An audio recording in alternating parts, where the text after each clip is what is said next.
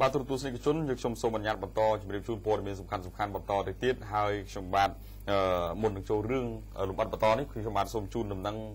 តនហេតុការមួយកាលពីយប់មិញម៉ោង1ប្រហែលជា40នាទីគឺអគិភ័យបានលេបតបាក់ផ្សារកអណ្ដើកនៅក្នុងស្រុកកំពង់ត្បែកខេត្តព្រៃវែងអស់ទាំងស្រុងហ្មងអូបាទហើយក្នុងនោះគឺការសន្និដ្ឋានពីមាត់មួយទៅមាត់មួយបងប្អូនប្រជាពលរដ្ឋលើកឡើងថាមកពីបញ្ហាផ្ទុះហ្គាសហើយខ្លះថាមកពីផ្ទុះសេខ្សែភ្លើងហើយមួយជំហាននោះគឺរៀងយឺតយ៉ាងតិចដោយសារតែឡានទឹករៀងយឺតដោយសារឆ្ងាយគឺដំណើរពីខេត្ត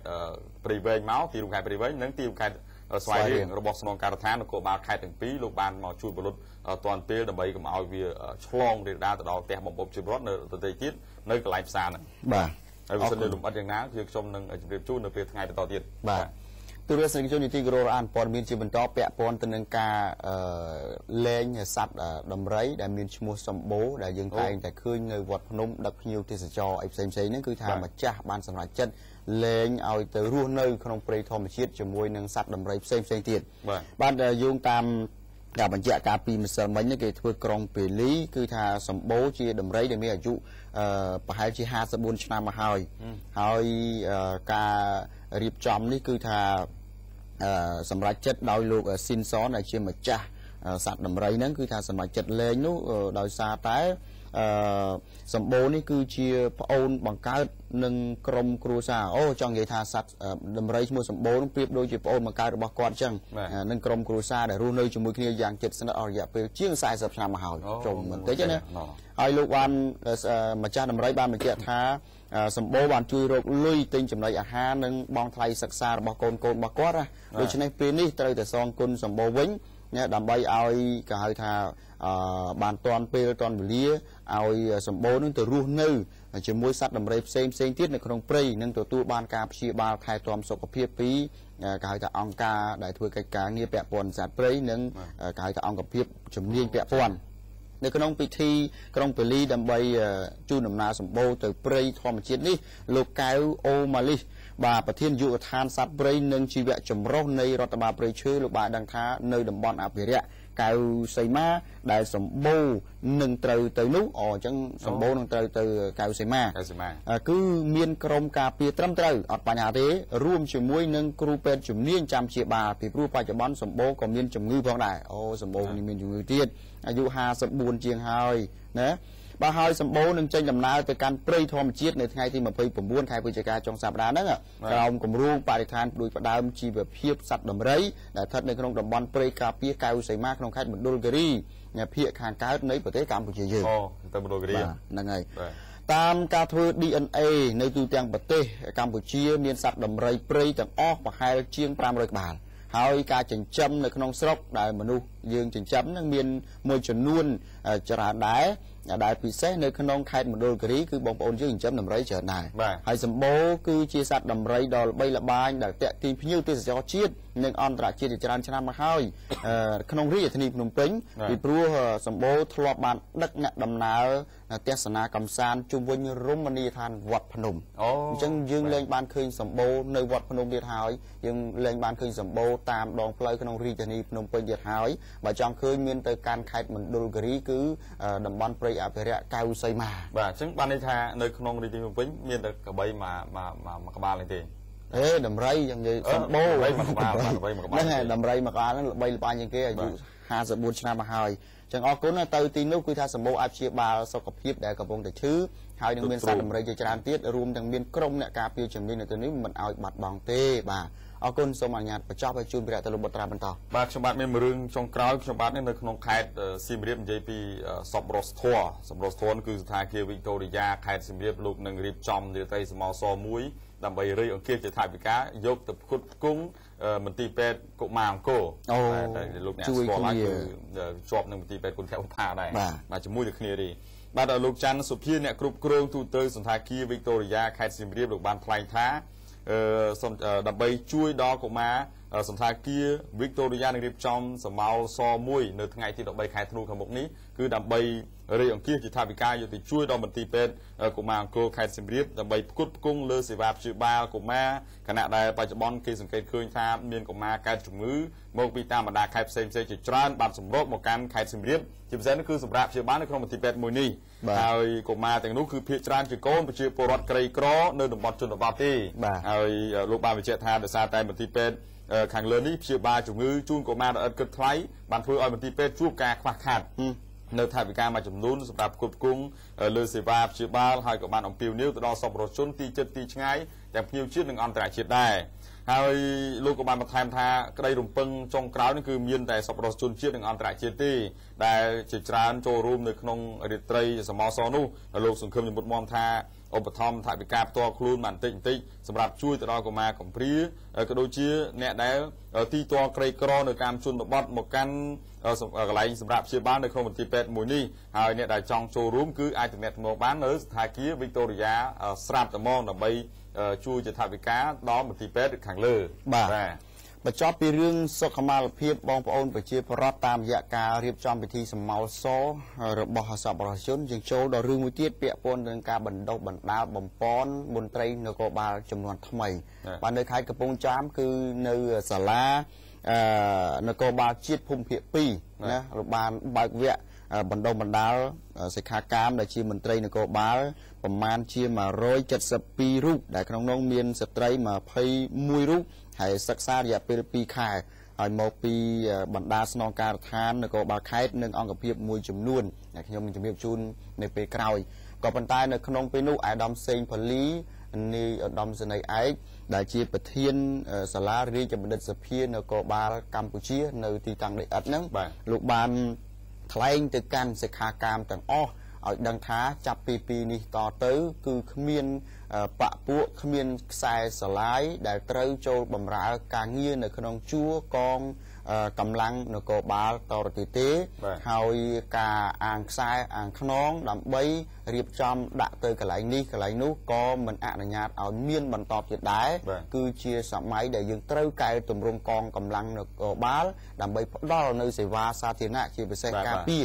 សន្តិសុខសណ្ដាប់ធ្នាប់ជូនដល់បងប្អូនប្រជាពលរដ្ឋគ្រប់មជ្ឈដ្ឋានទាំងអស់ក្នុងនោះដែរអាដាមសេងផលីលោកបានសង្កត់ធ្ងន់ថា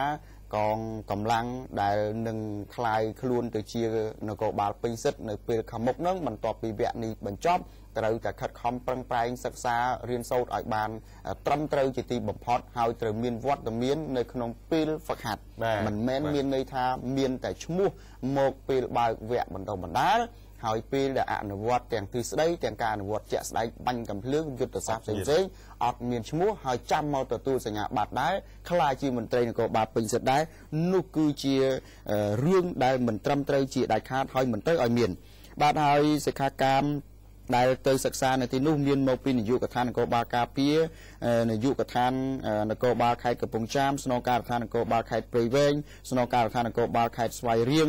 ខេត្តត្បូងឃ្មុំជាដើមហើយមានកម្រិតតាំងពីបញ្ញាបត្រជាន់ខ្ពស់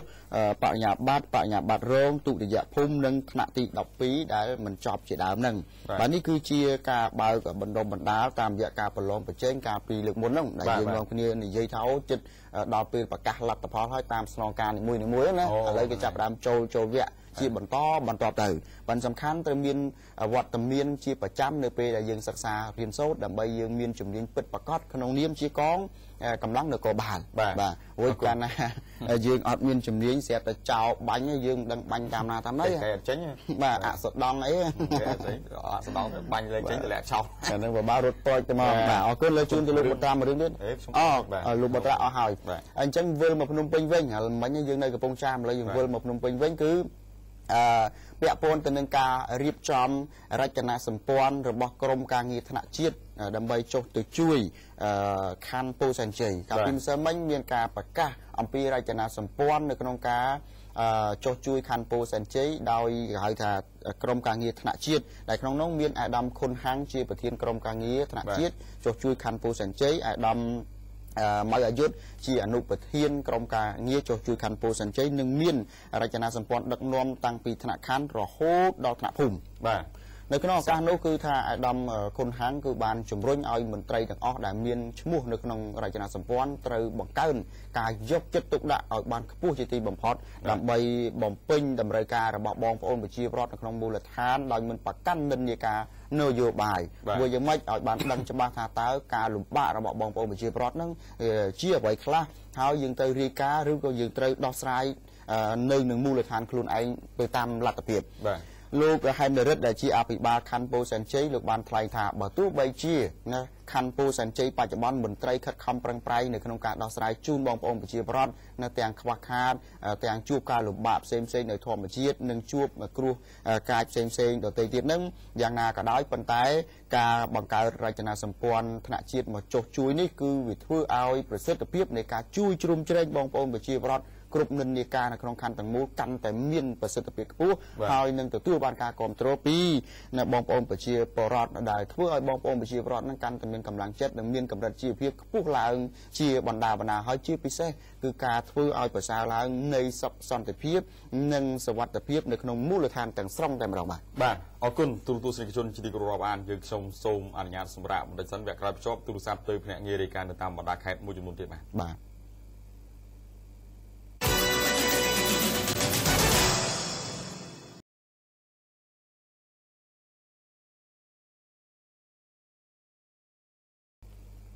បាទលើសូមអនុញ្ញាតបន្តទៀតលោកបត្រាវគ្គនេះយើងខ្ញុំភ្ជាប់ទូរស័ព្ទទៅកាន់ភ្នាក់ងាររាយការណ៍ព័ត៌មានតាមបណ្ដាខេត្តអញ្ចឹងសូមអនុញ្ញាតជូនទៅលោកបត្រាឆ្លើយឆ្លងមកសូមជើញបាទដំបូងនេះភ្ជាប់ទូរស័ព្ទទៅភ្នាក់ងារប្រចាំការនៅក្នុងខេត្តក្រចេះជួបនឹងលោករតតែម្ដងបាទសួរលោករត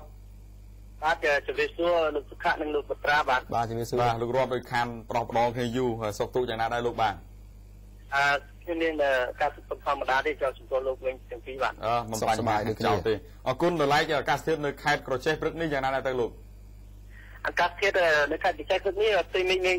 ភាពស្រឡះល្អណាស់ប៉ុន្តែប្រហែលថ្ងៃនេះមានភាពត្រជាក់បន្តិចបាទលើរឿងរ៉ាវព្រឹកនេះមានអីជម្រាបជូនសូមជើញព្រឹកនេះមានសេចក្តីរាយការណ៍ស្តីពីមនុស្សប្រុសស្រីចំនួន6នាក់នេះបានស្លាប់ជាបន្តបន្ទាប់ក្នុងរយៈពេលតែ9ថ្ងៃនេះតែក្នុងស្ថិតក្នុងអក្សរតែមួយបន្ទាប់ពីពួកគាត់ទទួលទានស្រាសបាទអូស្រាសសូមជើញលម្អិតបាទរឿងរ៉ាវមិនខ្លះមនុស្សប្រុសស្រីបានស្លាប់ជាបន្តបន្ទាប់ចំនួន6នាក់តែក្នុងអំឡុងពេល9ថ្ងៃតែប៉ុណ្ណោះគិតចាប់ពីថ្ងៃទី14ដល់ថ្ងៃទី22ខែវិច្ឆិកាកន្លងទៅគឺត្រូវបានអាជ្ញាធរកំណត់ថាបណ្ដាលមកពីពលស្រាច្រើនជាងបណ្ដាលមកពីបញ្ហាផ្សេងៗព្រោះអក្សររបស់ជនរងគ្រោះប្រុសស្រីទាំង6នាក់នេះមុនពេលស្លាប់គឺមានអក្សរប្រហាក់ប្រហែលគ្នាបាទលោករត់ការពលស្រានេះថាតើកន្លែងតែមួយដែលខាងបងប្អូនប្រជាពលរដ្ឋលោកទៅពិសាហ្នឹងឬក៏យ៉ាងម៉េចបងបាទការពលស្រានេះគឺពលតែកន្លែងតែមួយតែម្ដងស្ថិតនៅក្នុងភូមិស័ក្តិឃុំអាម៉ៅស្រុកព្រៃកសបនេះតែម្ដងបាទហើយខាងអាជ្ញាធរខាងមន្ត្រីជំនាញលោកមានបានចូលទៅត្រួតពិនិត្យមើលថាតើមានជាតិពុលឬក៏យ៉ាងណាដែរឬទេលោកបាទនេះបើតាមលោកអធិការស្រុកព្រៃកសបលោកវិរៈស្ដីស្រីម៉ែនមុនខឿនលោកបានប្រាប់ឲ្យដឹងកាលពីថ្ងៃទី25វិច្ឆិកានេះថាសមត្ថកិច្ចបានចុះទៅដល់កន្លែងកើតហេតុបន្ទាប់ពីកើតហេតុជានោះប៉ុន្តែសមត្ថកិច្ចមិនទាន់បានកំណត់ជាក់លាក់ថាតើការស្លាប់របស់ជនរងគ្រោះប្រុសស្រីទាំង6នេះបណ្ដាលមកពីមូលហេតុអ្វីនៅឡើយនោះទេតែដោយសារតែសង្កេតឃើញមានអាការៈជនរងគ្រោះមុនពេលស្លាប់នេះមានអាការៈស្រដៀងគ្នាគឺសមត្ថកិច្ចសង្ស័យថាបណ្ដាលមកពីមានជាតិពុលទើបមន្ទីរជំនាញសុខាភិបាលនេះបានយកស្រាមួយចំនួនទៅយកទៅធ្វើកសលវិច័យដើម្បីរកមើលជាតិពុលនេះបន្ទាប់ពីស្រាដែលនៅសេសសល់ពីពួកគាត់ទទួលទាននេះប៉ុន្តែរហូតមកដល់ពេលនេះក្រុមជំនាញរបស់មន្ទីរសុខាភិបាលនេះមិនទាន់បានចេញលទ្ធផលនៅឡើយទេបាទមើលទៅកញ្ញារកភាសាស្រាដែរហើយចុងក្រោយមានអីជម្រាបជូនបន្ថែមខ្លីបាទសូមជឿឥឡូវនេះខ្ញុំបាទសូមបញ្ជាក់ផងដែរថាបើតាមអភិបាលស្រុកព្រៃកសបលោកអៀនរំលោកបានធ្វើការសន្និដ្ឋានការស្លាប់របស់ជនរងគ្រោះប្រុសស្រីទាំង6នាក់នេះគឺអាចបណ្ដាលមកពីពុលស្រាគឺមិនពាក់ព័ន្ធទៅនឹងជំនឿអរូបីណាមួយដោយការលើកឡើងរបស់អ្នកស្រុកនោះទេបាទហើយគូបញ្ជាក់ផងដែរថាបន្ទាប់ពីការស្លាប់នៅថ្ងៃទី23វិច្ឆិកាកន្លងទៅនេះអាជ្ញាធរខេត្តដឹកនាំដោយលោកគឺតែអភិបាលខេត្តរងខេត្តនេះក៏លោកបានចុះទៅជាមួយនឹងក្រុមការងារដើម្បីនាំយកថវិការបស់អាយដាមសចម្រុងអភិបាលខេត្តនេះជូនទៅដល់ក្រុមគ្រួសារសពដើម្បីយកធ្វើបុណ្យទានទៅតាមប្រពៃណីហើយក្នុងមួយគ្រួសារនេះចំនួន350000រៀលផងដែរបាទអរគុណលោករតបានរាយការណ៍លោកបត្រាសូមបញ្ជាក់ផងដែរថាបន្ទាប់ពីការស្លាប់ទាំង6នាក់នេះក៏មានប្រុស មនុស្សប្រុសស្រី3នាក់ទៀតក៏មានបានទទួលការពលស្រានេះប៉ុន្តែបច្ចុប្បន្ននេះកំពុងតែសម្រាប់ជាបាននឹងពេទ្យក្នុងឯកខេត្តនិងជាខេត្តស្រុកឆ្លងផងដែរបាទអរគុណលោករដ្ឋដែលបានរាយការណ៍យ៉ាងក្បោះក្បាយទាក់ទិនទៅនឹងការសង្ស័យរបស់អាជ្ញាធរក៏ដូចជាបងប្អូនប្រជាពលរដ្ឋសូមអញ្ជើញសូមអរគុណលោករដ្ឋបាទសូមអរគុណសូមជម្រាបលាបាទអាការៈដែលនាំឲ្យស្លាប់ត្រូវបានជំនាញសន្និដ្ឋានថាមកពីរឿងពុលស្រាការពុលស្រាគឺមកពីរឿងបិទស្រាសអញ្ចឹងការបិទស្រាសគឺបិទតាមបណ្ដាផ្ទះរបស់បងប្អូនប្រជាពលរដ្ឋដោយមិនមានការពិនិត្យឲ្យបានជាក់លាក់ប៉ុន្តែមិនមែនមានន័យថារាល់អ្នកដែលបិទនោះសិតតែបិទមិនត្រូវទេមិនមែនចឹងទេណាប៉ុន្តែមានមួយចំនួនអញ្ចឹងគឺថាមានជំនាញខាងសុខាភិបាលដែលត្រូវចុះត្រួតពិនិត្យ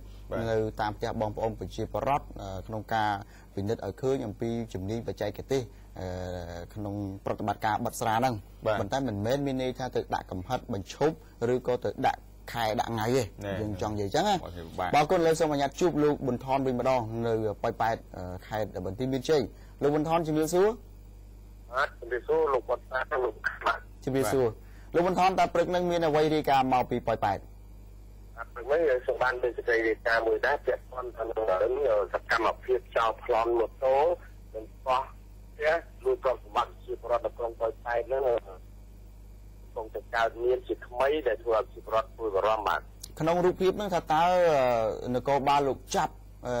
បទល្មើសឬក៏យ៉ាងម៉េចលោកខ្ញុំចង់បញ្ជាក់ពីសកម្មភាពនេះគឺ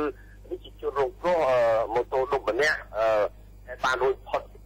អត់តែម៉ូតូដុបនេះបានតែមួកការពារសុវត្ថិភាពអញ្ចឹងចោលពេលដែលចោលជិះម៉ូតូដល់គោលដៅងាត់មួយនៅក្នុងរថភ្លើងនោះឲ្យចាំម៉ូតូនេះឈប់បាទឈប់ហើយគេយកដុំថ្មគប់ឲ្យវាយក្បាល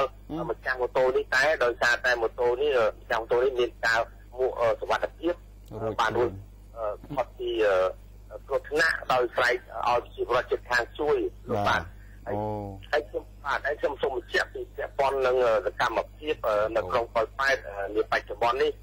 មិនត្រឹមតែចោលប្លន់ម៉ូតូទេកើតមានឥឡូវនេះមានសកម្មភាពបោះផ្ទះនិងលួចទ្រព្យសម្បត្តិជាបរិវត្តក៏ដូចជាដាក់ថ្នាំសណ្ដំយកទ្រព្យសម្បត្តិជាបរិវត្តដែលធ្វើឲ្យជាបរិវត្តមានការព្រួយបារម្ភមកដល់កម្មភាពនេះបានកើតជាថ្មីលោកប៊ុនថនពាក់ព័ន្ធនឹងករណីនេះវិញថាតើសមត្ថកិច្ចនៅពេលដែលកើតឡើងនឹងមានតាមបដិញក្រមជនសង្ស័យឬក៏យ៉ាងម៉េចទេសកម្មភាពករណីមួយនេះដោយសារតែវិជាជនរងគ្រោះបានស្រែកឲ្យវិជាបរិវត្តជួយហើយវិជាបរិវត្តក៏បានបើកទ្វារនៅជិតខាងនោះចេញមកជួយហើយកម្មភាពចោលនោះបានរត់រួចដល់សុវត្ថិភាពលោកបានមិនបានសមត្ថកិច្ចតាមចាប់នោះទេលោកបាននេះជាជនរងគ្រោះទេលោកបានថ្មហ្នឹងប្រហែលជាម៉ោងប្រហែលមើលទៅមានប្រលប់ដែរឬក៏កដាលអត្រាតហើយប្រហែលជាម៉ោង10កន្លះយប់លោកបានកម្មភាពនេះលោកបាទអរគុណណាស់ជម្រាបលាលោកប៊ុនថនបាទអរគុណបាទជម្រាបលាលោកទាំងពីរបាទអរគុណឥឡូវនេះសូមអនុញ្ញាតប៉ុណ្ណឹងឲ្យទុកជូនសមត្ថកិច្ចខាងប៉ោយប៉ែតលោករឹតបន្តឹងសកម្មភាពល្បាតជំនាញឬក៏ដាក់គោលដៅផ្សេងទៅដើម្បីធ្វើយ៉ាងម៉េចឲ្យល្អប្រសើរទាំងអស់គ្នាបើនិយាយជារួមនោះមិនមែនតែប៉ោយប៉ែតនឹងមួយទេគ្រប់ទីគ្រប់កន្លែងទាំងអស់ដែលសមត្ថកិច្ចកំពុងតែដុតដៃរត់ជឿនៅក្នុងការរៀបចំផែនការពង្រាយធនធានមនុស្សផ្នែកនគរបាលឬកម្លាំងចម្រុះផ្សេងហ្នឹងណាបាទអរគុណយើងខ្ញុំសូមអនុញ្ញាតសម្រាប់ដូចសិនវគ្គក្រោយនឹងបន្តជួបភ្នាក់ងាររាយការណ៍តាមបណ្ដាខេត្តមួយចំនួនទៀតបាទ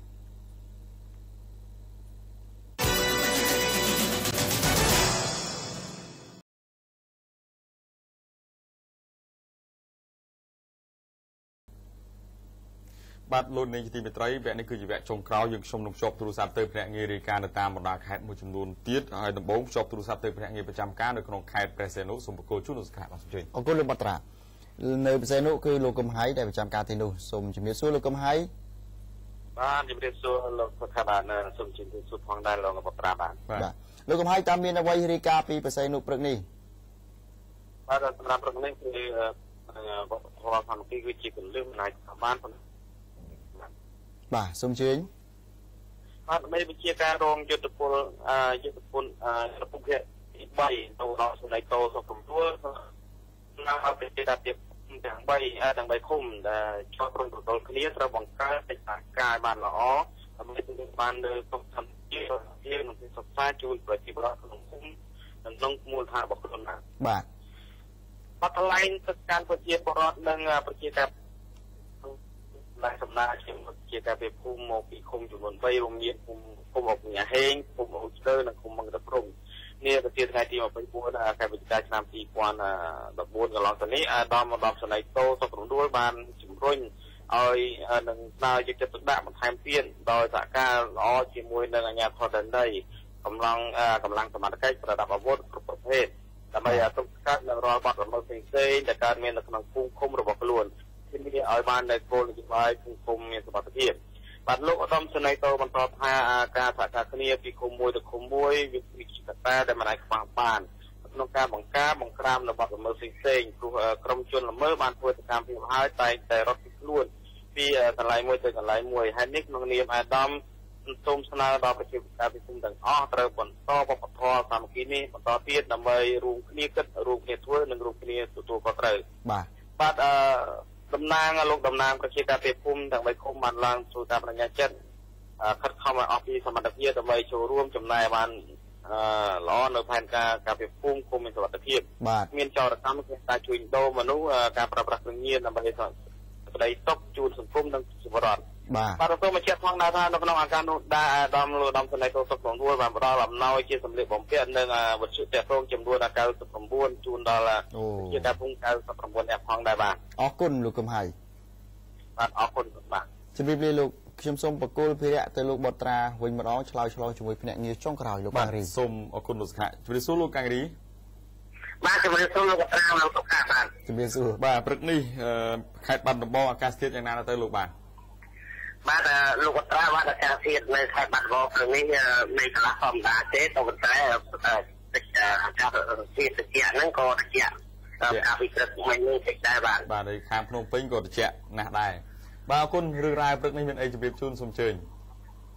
បាទព្រឹកនេះគឺមានសេចក្តីរាយការណ៍មួយបាទអាជ្ញាធរខេត្តបាត់ដំបងហ្នឹងបានការខាងផ្លូវខ្ពស់លេខ153ប្រវែង 1200 ម៉ែត្រក្នុងក្រុងបាត់ដំបងបាទសូមអញ្ជើញបាទលោកបត្រាដឹងហើយបាទបន្ទាប់ពីខេត្តបាត់ដំបងទទួលបានពានរង្វាន់និរន្តរភាពទីក្រុងអាស៊ានស្អាតបរិស្ថានល្អនៅទីក្រុងបាត់ដំបងខេត្តបាត់ដំបងនិងទទួលបានការរំដួល3ដងរួចមកអាជ្ញាធរខេត្តបាត់ដំបងថាដូចនោះតឹងប្រែងខេត្តរក្សាពាននេះនៅអាណត្តិប្រកួតក្រោយទៀតឲ្យខិតខំតឹងប្រែងកែលម្អហេដ្ឋារចនាសម្ព័ន្ធផ្លូវថ្នល់ប្រព័ន្ធលូដើម្បីបានល្អក្នុងក្រុងបានប្រសើរឡើងជាបណ្ដាបាទហើយមានប្រសាសន៍នៅក្នុងពិធីបាត់អាហារផ្លូវជួរលេខ150ប្រវែង 1700 ម៉ែត្រជាប់ពីផ្លូវលេខ4ក្រុងទៅដល់រង្វង់មូលនាងរំសាយសក់ផ្លូវជាតិលេខ57ក្នុងភូមិសាស្ត្រសង្កាត់ទួលតាឯកនិងសង្កាត់វត្តតក្នុងបាត់ដំបងអាដាមច័ន្ទរផលអភិបាលនៃគណៈអភិបាលខេត្តបាត់ដំបងនឹងបានថ្លែងថាដើម្បីទាក់ទាញភ្ញៀវទេសចរជាតិអន្តរជាតិឲ្យចូលមកទស្សនាកម្សាន្តនៅស្នាក់នៅធ្វើទស្សនកិច្ចក្នុងខេត្តបាត់ដំបងឲ្យបានមានចំនួនកាន់តែច្រើនលុះត្រាតែខេត្តរបស់យើងនឹងស្អាតល្អមានបរិស្ថានល្អមានសណ្ដាប់ធ្នាប់របៀបរៀបរយនិងសន្តិសុខថែមទៀតផងបាទហើយអាដាមបានបន្តថាជាមួយនឹងការបើកឋានពេលនេះនឹងកែលម្អអភិវឌ្ឍនៅទីកន្លែងមួយចំនួនទៀតបាទសំទោសបាទក្នុងក្រុងទាំងសួនច្បារបង្គោលភ្លើងអតិសនីទីឃ្លាកំសាន្តកន្លែងហាត់ប្រាណផ្សាររាត្រីផ្លូវថ្នល់និងប្រព័ន្ធលូមិនឲ្យស្ទះនៅពេលដែលភ្លៀងនឹងរៀបចំធ្វើឡើងវិញក្នុងរយៈពេល13ខាងនេះបាទដើម្បីកែលម្អបាទមានប្រព័ន្ធភាពបាទហើយដើម្បីទាក់ទាញភ្ញៀវនឹងឲ្យពួកគាត់នឹងមកឲ្យកាន់តែច្រើនមកប្រជាពលរដ្ឋក៏បានចំណូលពីការភ្ញៀវទេសចរនេះដែរដែលពួកគាត់បានលក់សម្ភារៈកន្លែងមកអាហារមានសង្ឃាឬក៏ផ្ទះស្នាក់នោះសម្រាប់ភ្ញៀវទេសចរផងដែរបាទហើយដូច្នេះអាដាមសំណុំពរសូមឲ្យប្រជាពលរដ្ឋទាំងអស់ហ្នឹងចូលរួមជាមួយអាជ្ញាធរដើម្បីរៀបចំបរិយាកាសល្អដោយជាការបញ្ចប់នឹងសម្រាមកុំឲ្យបោះពីវិទ្យាការនិងទៅឲ្យបានត្រឹមត្រូវបាទហើយសូមបញ្ជាក់បន្តិចបាទលោកបត្រាពិធីបើកការខាងផ្លូវជួរនេះមានការចូលរួមពីវិជាបរដ្ឋអាជ្ញាធរមូលដ្ឋានមន្ត្រីនានាជុំវិញខេត្តនិងចានកកបានការពីរសៀលថ្ងៃទី24កន្លងទៅនេះដែលរោងចក្រខសក្នុងសង្កាត់វត្តក្នុងក្រុងបាត់ដំបងបាទអរគុណជម្រាបលាលោកកាំងរីបាទអរគុណលោកបត្រាលោកសុខៈបាទជម្រាបលាបាទទូរទស្សនិកជនជាទីគោរពរាប់អានបងប្អូនប្រជាពលរដ្ឋដែលកំពុងទស្សនាចាប់ពីថ្ងៃទី2ដល់ថ្ងៃទី5ខែធ្នូនេះអាកាសធាតុត្រជាក់និងចាប់ផ្ដើម ជាអធិពលមកលើប្រជាណាចក្រកម្ពុជាជាពិសេសនៅតំបន់ភ្នំតំបន់ខ្ពង់រាបភាគខាងជើងឦសានដែលក្នុងនោះមានភ្នំដងរែកខេត្តឧត្តរមានជ័យព្រះវិហារមណ្ឌលគិរីខេត្តរតនគិរី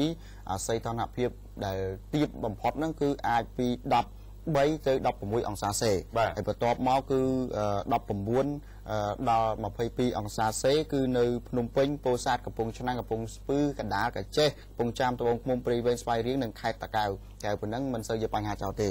អរគុណលោកសាព្រាបលាបានមកដល់ទីបញ្ចប់ហើយសូមនឹងបកគោលភារៈទៅលោកមេរិទ្ធីអ្នកនាងសិលាបន្តទៀតជម្រាបព័ត៌មានពាក់ព័ន្ធនឹងគ្រោះថ្នាក់ចរាចរណ៍បទល្មើសក្នុងសង្គមនិងសារសំខាន់ៗរបស់បងប្អូនប្រជាពលរដ្ឋខណៈនេះខ្ញុំបាទឈឿនបុត្រាខ្ញុំបាទទូសខៈសូមអរគុណសូមគោរពលាស្អែកជួបគ្នាចាប់ពីម៉ោង6ព្រឹកតទៅ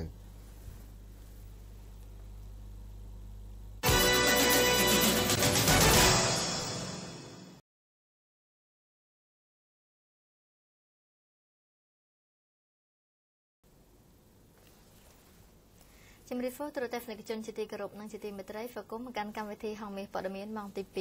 2បាទប្រិមិត្តយើងវិលមកជួបគ្នាសម្រាប់គូទី2បាទសម្រាប់គូទី2នេះខ្ញុំជាមួយនឹងសេឡាចាប់ផ្ដើមបន្តពីម៉ោង8នឹងទៅហើយរឿងរ៉ាវដែលត្រូវជម្រាបជូនប្រិមិត្តគឺលោកអ្នកបានជ្រាបហើយថារឿងខ្លះត្រូវតភាគរឿងខ្លះត្រូវបញ្ចប់ភាគបាទរឿងខ្លះជារឿងថ្មីហើយរឿងខ្លះតាក់ទងរឿងស្នេហាសម្បត្តិវគ្គសិនព្រោះស្នេហាស៊ីជំរូវពេកបាទឥឡូវនេះប្រិមិត្តយើងមានរឿងរ៉ាវជាច្រើននៅក្នុងសង្គមរបស់យើងហើយប្រហែលថ្ងៃនេះកង្វល់របស់ប្រជាពលរដ្ឋដែលរស់នៅក្នុងទីក្រុងភ្នំពេញក្រោយពេលដែលមានការបាញ់ប្រហារទៅលើលោកអុកញ៉ាមេងជឺធ្វើឲ្យប្រជាពលរដ្ឋនៅក្នុងក្រុងភ្នំពេញនៅតែទទូចសូមឲ្យអាជ្ញាធរគ្រប់លំដាប់ថ្នាក់បង្កើននៅសន្តិសុខសម្រាប់ប្រជាពលរដ្ឋទូទៅប៉ុន្តែអ្វីដែលធ្វើឲ្យពលរដ្ឋកាន់តែមានការរន្ធត់ហើយនឹងភ័យខ្លាចថែមទៀតក្រោយការបាញ់ប្រហារដោយឆាវធ្វើឲ្យមានអំពើប្លន់ដែលកើតឡើងជាបន្តបន្ទាប់បាទយើងឃើញថាអាជ្ញាធរបានបន្តបើកយុទ្ធនាការដូចជាការឆែកអាវុធតាមផ្លូវក៏ដូចជាការល្បាតប៉ុន្តែមិនដឹងជាយ៉ាងម៉េចបទល្មើសវានៅតែកើតឡើងបាទនៅតែកើតឡើងចាប់ក៏បានខ្លះចឹងទៅអត់ចាប់បានវាបន្តធ្វើសកម្មភាពទៅអញ្ចឹងឥឡូវយើងទៅធ្វើម៉េចណែរួមគ្នាណែ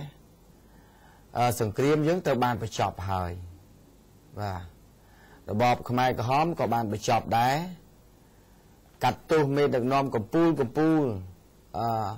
តៃតមេដឹកនាំខ្មែរក្រហមក៏កំពុងតែនៅតុលាការហើយមេដឹកនាំកម្ពុជាមួយចំនួនរបស់តៃតមេដឹកនាំខ្មែរក្រហមក៏បានស្លាប់ទៅហើយដែរ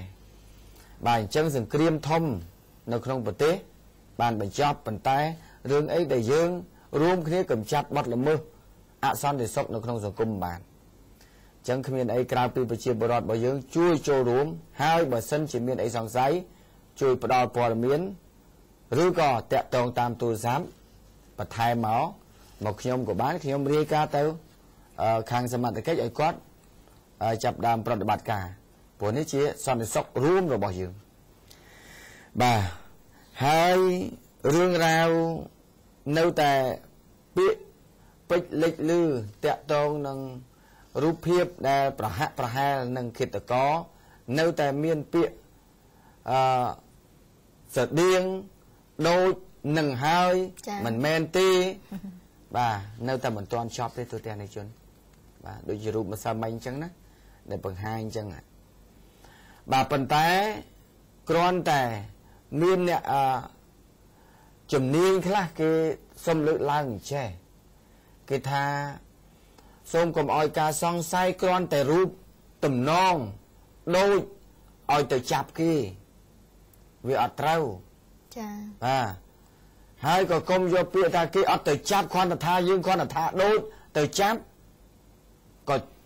រិះគន់គេដែរក៏វិបហាទៅលើអាជ្ញាធរដែរសមត្ថកិច្ចដែរវាខុសចុះឥឡូវទៅទាំងនៃជនយើងគិតខ្លួនយើងបន្តិចបាទសាកមើលរូបភាពឲ្យចាស់នោះដាក់បានបាទយើងគិតបន្តិចចុះបើសិនជា bắt là mưa cát lang rồi hai kia mà cho rút lụa nè cha đôi chào phán á lục anh cha cha đôi khi tờ con á lục anh cha tới dưới mạch này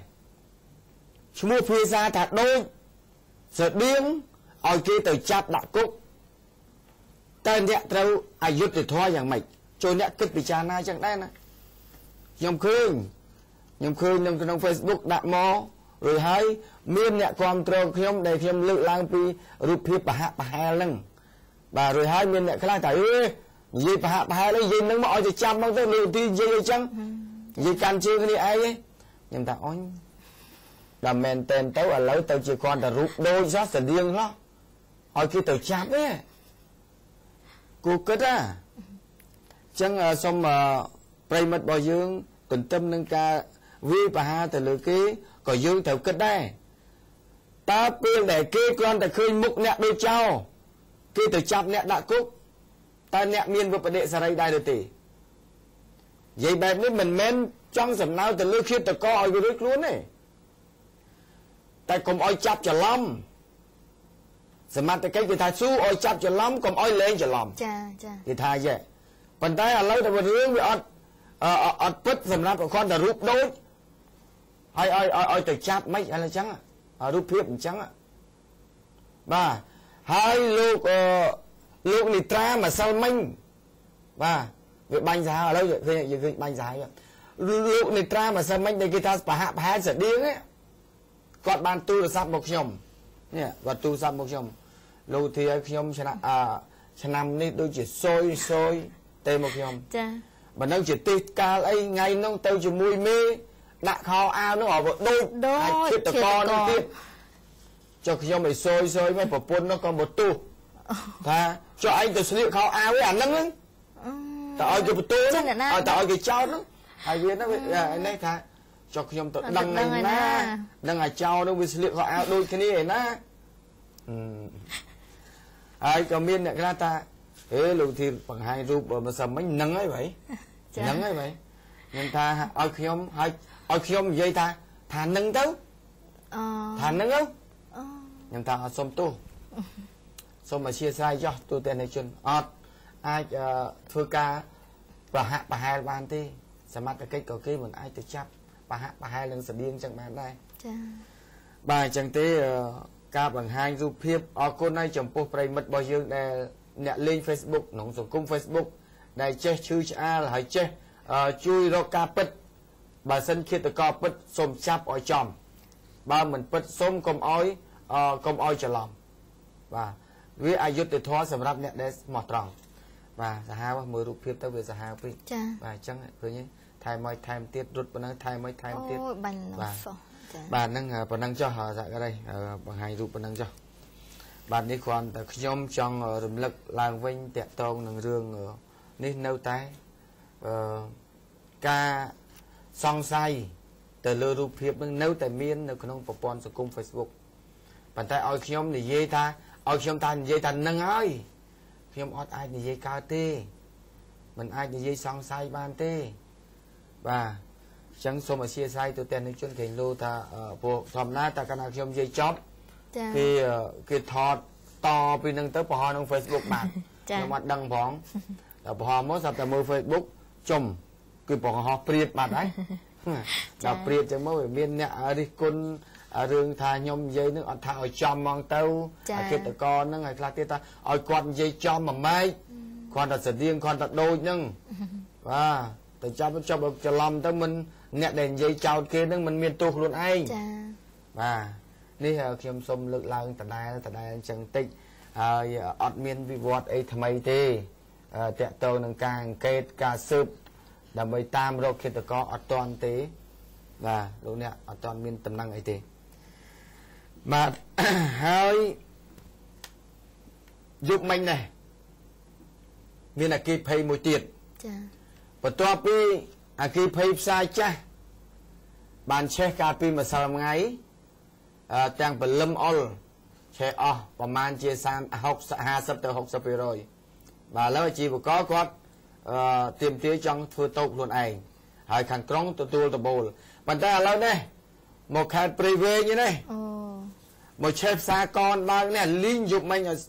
một leo tôi cả cọp tập phà mà chứ nó cha ní lúc nè phương che nêu xa con đang và xa con đang khát sốc của pung tập bay khát pre ven mà sao mày nhỉ và pung tập bay pre ven thôi nè cha pre ven cha pre ven lại cho làm từ xoay riêng của chân cái này chơi cho lòng bạn lúc nè dục mình nó cứ cho lòng mong bẹt cả đá là triệt tờ hai mong đọc pi bẹt cả đá là triệt tờ hai khi phê môi ban liệp trở bạc xa con đã nẹp xa con đã có lòng một lốp tu sẵn một trong chờ này hai xa con đã có lốp miên khi đi ca một thầm miên là banh linh đâu xa nâng này và ta là hỏi ngày nay linh mà mặt cái cây tơ bậc crab ọt ba này và ta phơi chơi li mà bạn đi cứ phơi chơi chụp mình nâng cứ tôm hay riêng đọc đẹp chia vừa đó tiền tôm nộp xa con đang nâng miên rồi hồ đọt pi rồi học sẽ bày tôm hay đẹp chia vừa đó chấm luôn mà thấy buồn tiền bà để nấu chung với xa con đang nâng chẳng là lâu linh li bàอย่างไม่เต้านะbà lên bôi không khai ní khai đập mùi ní cứ khi thấy đôi sẽ lạnh xá nè men ta cha tại tu phê phê phơi nhỉ tu xe là nó cái đặt lên đặt tu xe ta này là hốt nó tu xe sẽ phơi là hốt hay là mùi lẹt cho cái ấy phong bà mùi hai này cài chết tu xe sẽ phơi bàนี่ตัวแทนในชนคือซอกเศร้าสำหรับอาชีวกรสากรแล้วกำปงแต่ทั่วอ้อยปลูกกอดสะตึกพเนกดังหอยหาวดอกสมอกิจุยบ่าจังนี่จิตตุกสาวดอกบอกปลูกกอดเตียดหายจุบมันนี่เตี้ยดอกบอกกอดแต่ในจวบสากรแล้วมาพายบุญเตี้ยออกลิงหายโตบลุโดดอกบอกปลูกกอดจำนวนปี160 โตบกับบานออกลิงพอได้ใช่ยุ่งจังเตนี่ตุกของวอลดอทุ่มเทงสำหรับประเชียปรอดบ่เยอะแต่กอดทลอบแต่บ้านจำโนในการลุโดปัจจัยแล้วนี่ตาไอ้กอดตะลุเนยนะลุเนยนะจังเน็บสายจ้ะกับปุ่งตะตุกของวอลตอนจอบพองไอ้แล้วนี่หมดดอกสากรได้ใครปริเวณอย่างนอตีนสายจ้ะมาสาวมันนี่อาชีพกอกอดท้าส้มอ้อยกรงจับดามรกรมหุ่นทูชอบปันท้ายกอดจังที่ถ้าจำนายทลายโต๊ะกอดเจ๋งปันท้ายทลายตะโบลอ้อยสลากรองเจ๋งทูแบบนี้ทำไปกลมอ้อยกลายน่าได้เช็จับดามญาโทกอดโรวิญญุกตดนะปันท้ายการทูโต๊ะวิเก่งจำนั้นเปียชีบกอจังกอดอดจังทาอ้อยน่าจะในนาคาเต้เนี่ยเกวิญญุกก็อ้อยจะไหนอาชีพก็ได้เนื้อกระไรนึ่งทราบกว่าเท่าใจจะไหนบ่าจังเตดำใบกลมอ้อยเมียนจะไหนเมียนคาดให้สำหรับอ้อยไปย้อยจังสองข้างเมียนไอ้คราวปีกาไปวอดขนมกลมรูปเพียบกำลาเพียบมุ้ยบ่าขนมรูปเพียบกำลาเพียบมุ้ยบ้านในท้า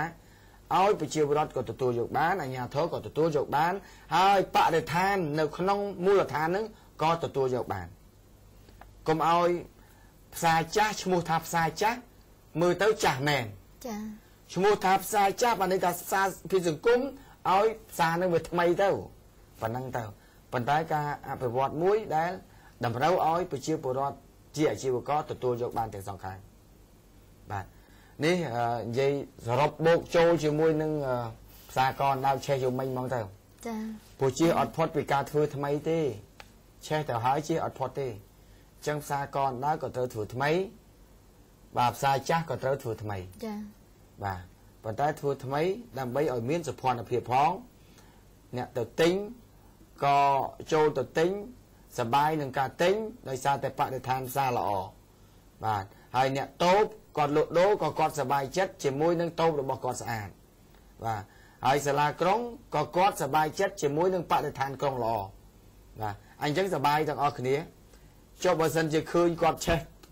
tốp che xa o thả hơi chập đầm đạo viên vô chốn tốp pram room chôn tầm mùi lộ tầm lay pram mơn của mùi mơn đấy chẳng tao anh nâng tờ rồi ná bà anh ấy còn là thay dương thọp của lòng mỗi thọp miền rừng chân cả lang bàn tay lâu và còn che rương chân cả lang vì ai cả lang tiết đấy bà vừa sắt tận nẹt chlat ở hỏi nè lên nhận là ngon ấy nè bà rồi bây tận nẹt bao kê tam vinh tam tu sap thật trâu đồng vòn nó có kê lên chanh là hà là cái nhé và bàn tay nấu muối nấu muối để chanh bao kê tay xong bật to nẹt đây là chanh bao kê muối nó to xoay vô vì kia hơi chúc chanh bao tiết đâu bà tao hỏi lâu ní mùi tiết anh ấy toàn bộ miền thành lập được nòm vừa tao lọp một việc kịch chùm đầu láo trong trong vẹn tipi nữa bà tao lâu sẽ là lời nắng khơi thaประมาณ ngày nắng cứ cạn này plon ấy nắng cứ có crowd maintain chả cứ rò ngày miền trao nó bay bồn cạn này lời ní ngày ní có miền trao này cứ kề đó là tia sẽ là đây chẳng máu này chả lâu đồng chuối đồng cơ phui đồng chuối kề miền dương chứ lấy cho tôi rương cứ miền dương cứ phui chuối kề miền ta đấy thời đấy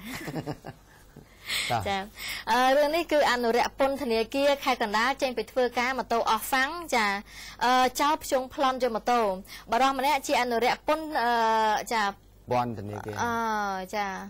pon thằng này kia chả bà đó mà nè chị ăn rẻ pon thằng này kia khai cần đá trên bị thưa cá mà đá mà tô off phẳng trời chân phẳng phai một crom cặp nâng đá phẳng mà rải chung plon cho mà tô đôi ở phần bát phiếp cà phê về mạng đập pí hai phần này tiêu đồng atri trên châu thay tim mà phê promote với cá tam phơi lệ tam phơi chợ lệ pí cho bà bò rong chợ bà rải phê phun pre tanu phần gạt chạng rải lơ khai miền tây rồiพบ ព័ត៌មាន ពីជនរងគ្រោះជាម្ចាស់ម៉ូតូមានឈ្មោះគមវិបុលភេប្រុសអាយុ25ឆ្នាំជាអនុរិយពន្ធពន្ធនាគារខេត្តកណ្ដាលស្នាក់នៅភូមិថ្នោតជ្រុំ3សង្កាត់បឹងទំពុនខេត្តមានជ័យបានដឹងថាមុនពេលដែលកើតហេតុខ្លួនចេញពីធ្វើការវេនយប់បានជិះម៉ូតូ Icon ពណ៌ត្រួយចេកពាក់ស្លាកលេខកណ្ដាល 1Q23 ចាមកដល់ចំណុចខាងលើបានមកដល់ចំណុចខាងលើស្រាប់តែម៉ូតូនឹងអស់ហ្វាំងក៏ចុះបណ្ដាលទៅរកកន្លែងចាក់ហ្វាំងស្រាប់តែជនហ្វាំងហ្វៃ4នាក់ដែលអង្គុយនៅលើបង់តាមហ្វូនច្បារប្រដាប់ដោយដាវហ្វាម៉ារ៉ៃកាប់ទៅលើជនរងគ្រោះដែលជាម្ចាស់ម៉ូតូពេលនោះជនរងគ្រោះក៏យកដៃចារងបណ្ដាលឲ្យរយៈដៃខាងឆ្វេងហើយភ្លាមនោះជនហ្វាំងហ្វៃ3នាក់បានទាញចាប់អស់យកម៉ូតូពីម្ចាស់ម៉ូតូយកទៅតាមផ្លូវលំចាឲ្យភ្ជង់នឹងដាវហ្វាម៉ារ៉ៃចាគម្រាមនឹងមិនឲ្យស្រែកចំណែកជនហ្វាំងហ្វៃម្នាក់ទៀតបានយកម៉ូតូនោះទៅចាក់ហ្វាំងរួចបានន័យថាចាក់មាន3នាក់ចាប់ម្ចាស់ម៉ូតូយកទៅអស់ចូលទៅក្នុងផ្លូវលំហើយគម្រាមមិនឲ្យស្រែកហើយម្នាក់ទៀតនឹងបដាម៉ូតូនោះយកទៅចាក់ហ្វាំងពេលដែលចាក់ហ្វាំងរួចហើយគឺគេជិះចេញទៅបាត់អស់ក្រោយពេលកើតហេតុជនរងគ្រោះរត់ចេញមកស្រែកឆោឡោចាឲ្យបានទៅព្យាបាលរបួសចាទៅដាក់ពាក្យបណ្ដឹងតាមក្រោយmình những không mà trong ngồi ta đường thà sang ấy mới có plan vô được ban chẳng tam bật tới chào đào samurai mình chào và đạp ở bộ tí đào samurai vì chlan rồi những mô tô sáng cứ oi pin nhé chập kia này nơi mà cái lấy như này chung vô mô tô tới nhặt và đào mô tô tới từ đó cái lấy chặt sang ở chương hai vậy từ chặt xe hới trên mốt một đất kia pin nhặt đang tơ tao mà cạn này tiền. Cạn này môi tiết tự đặt phong phá cho chung plon cho một tô phui phì led. Dù chân mà nè chi một tô tự đặt phong phá trời chân phong phái bị đập đôi cầm phượng pi đám chung plon cho một tô đôi phật tập hiệp cà pi về liền mọc đập pi mà phơi này tia rồng atret trên cho thay mà phơi promote với cá nó một tia lục phê chẹt cột một gì hao phật ha tv tam phơi bê tông vót tăng cờ phang phun cả ba đồng rây sừng cắt cả cáp khăn po fan chay chân rong cua miền chmo vắng vang proอายุ20ឆ្នាំមុខរបរបញ្ចុះបទភ្លេងទូរស័ព្ទស្នាក់នៅភូមិកាត់ហេតុបានឲ្យដឹងថាមុនពេលកាត់ហេតុហ្វងហ្វាឈ្មោះថលធារីអាយុ18ឆ្នាំដែលស្នាក់នៅភូមិកាត់ហេតុខាងលើបានទូរស័ព្ទហៅរូបគេទៅដឹកនាងនៅមុខពលានយន្តហោះអន្តរជាតិភ្នំពេញគណៈដែលរូបគេជាម៉ូតូ Suzuki Land Power ពាក់ស្លាកលេខភ្នំពេញ 1FL 13 Phone 9ទិដៅពីកាតលិចអភិស្រ័យទិដៅពីលេខតកើតមកដល់បានជួបជាមួយនឹងហ្វងហ្វាដែលជាមួយនឹងមិត្តភ័ក្តិស្រីម្នាក់ទៀតមកបណ្ដាចម្ងាយពីមុខពលានយន្តហោះនឹងប្រមាណ100ម៉ែត្រហើយពេលដែលខ្លួនបានឈប់និយាយជាមួយនឹងហ្វងហ្វាមិនទាន់ទាំងបាត់ម៉ូតូត្រឡប់ក្រោយផងស្រាប់តែមានជនហ្វងហ្វា3នាក់ជិះម៉ូតូ2គ្រឿងម៉ាក Suzuki Next Power និងម៉ាក MFX Power អត់មានផ្លាកលេខទាំងពីរគ្រឿងប្រដាប់ដោយកំភ្លើង2ដើមបានភ្ជង់ប្លន់ជាម៉ូតូពីជនរងគ្រោះជិះចេញទៅបាត់ដោយសុវត្ថិភាពហើយក្រោយពេលកើតហេតុជនរងគ្រោះបានទៅដាក់ពាក្យបណ្ដឹងនៅប៉ុស្តិ៍កាកាបចា ករណីមួយទៀតចា PM ចាខាន់ពូហ្វេនជ័យខាត់ខ្លួនមុខសញ្ញាចោលប្លន់បាន2នាក់និងម៉ូតូស្កូពី1គ្រឿងបាត់ល្មើប្លន់នឹងឆក់កំពុងតែកើតមានកក្រើកក្រុងភ្នំពេញធ្វើឲ្យសមត្ថកិច្ចនិងកងរាជអាវុធហត្ថអត់បានដេកពួនទាំងយប់ទាំងថ្ងៃដោយសារតែបាត់ល្មើមិនមានការថយចុះសោះចាលោកមេបញ្ជាការកងរាជអាវុធហត្ថរាជធានីភ្នំពេញបានបញ្ជាឲ្យកងរាជអាវុធហត្ថទូទាំងខណ្ឌបានធ្វើការល្បាតនឹងដាក់កម្លាំងតាមគោលដៅខកខ្លួនបានជនសង្ស័យ2នាក់និងម៉ូតូស្កូពីពណ៌សចាអត់មានស្លាកលេខ1គ្រឿងកាលពីវេលាម៉ោង 2:45 នាទីរំលងអត្រាឈានចូលថ្ងៃទី26វិច្ឆិកាតាមផ្លូវបេតុងវត្តតាំងក្រហ្វាំង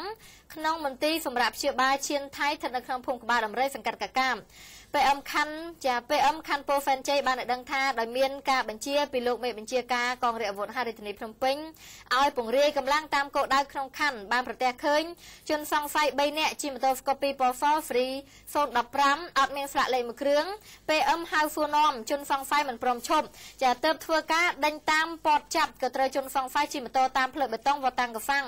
រួចហើយផ្ដួលម៉ូតូទុកចោលរត់ចូលទៅតាមផ្លូវប្រឡោះមន្ទីរសម្រាប់ព្យាបាលឈានថៃដែលជាផ្លូវតលក៏ត្រូវ PM ខាត់បាន2នាក់ចំណែកជនសង្ស័យម្នាក់ទៀតរួចគេខ្លួនបានជនសង្ស័យដែលខាត់ខ្លួនបានទី1ឈ្មោះហេងប្រុសអាយុ25ឆ្នាំមករបរជួសជុលរថយន្តស្នាក់នៅភូមិជន្លង់មលូសង្កាត់ភ្លើងឆេរតេខាន់ពូហ្វេនជ័យស្រុកកំណើតនៅខាងខេត្តកំពង់ចាម